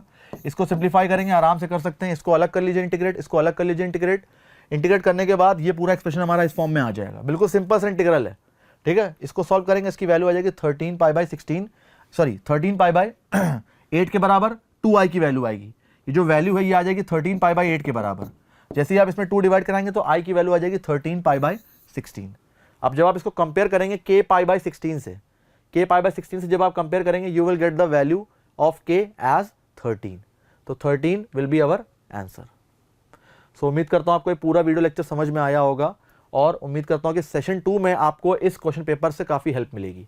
Thank you. आशा करता हूं हमारे टॉप एजुकेटर का यह लेक्चर आपको पसंद आया होगा।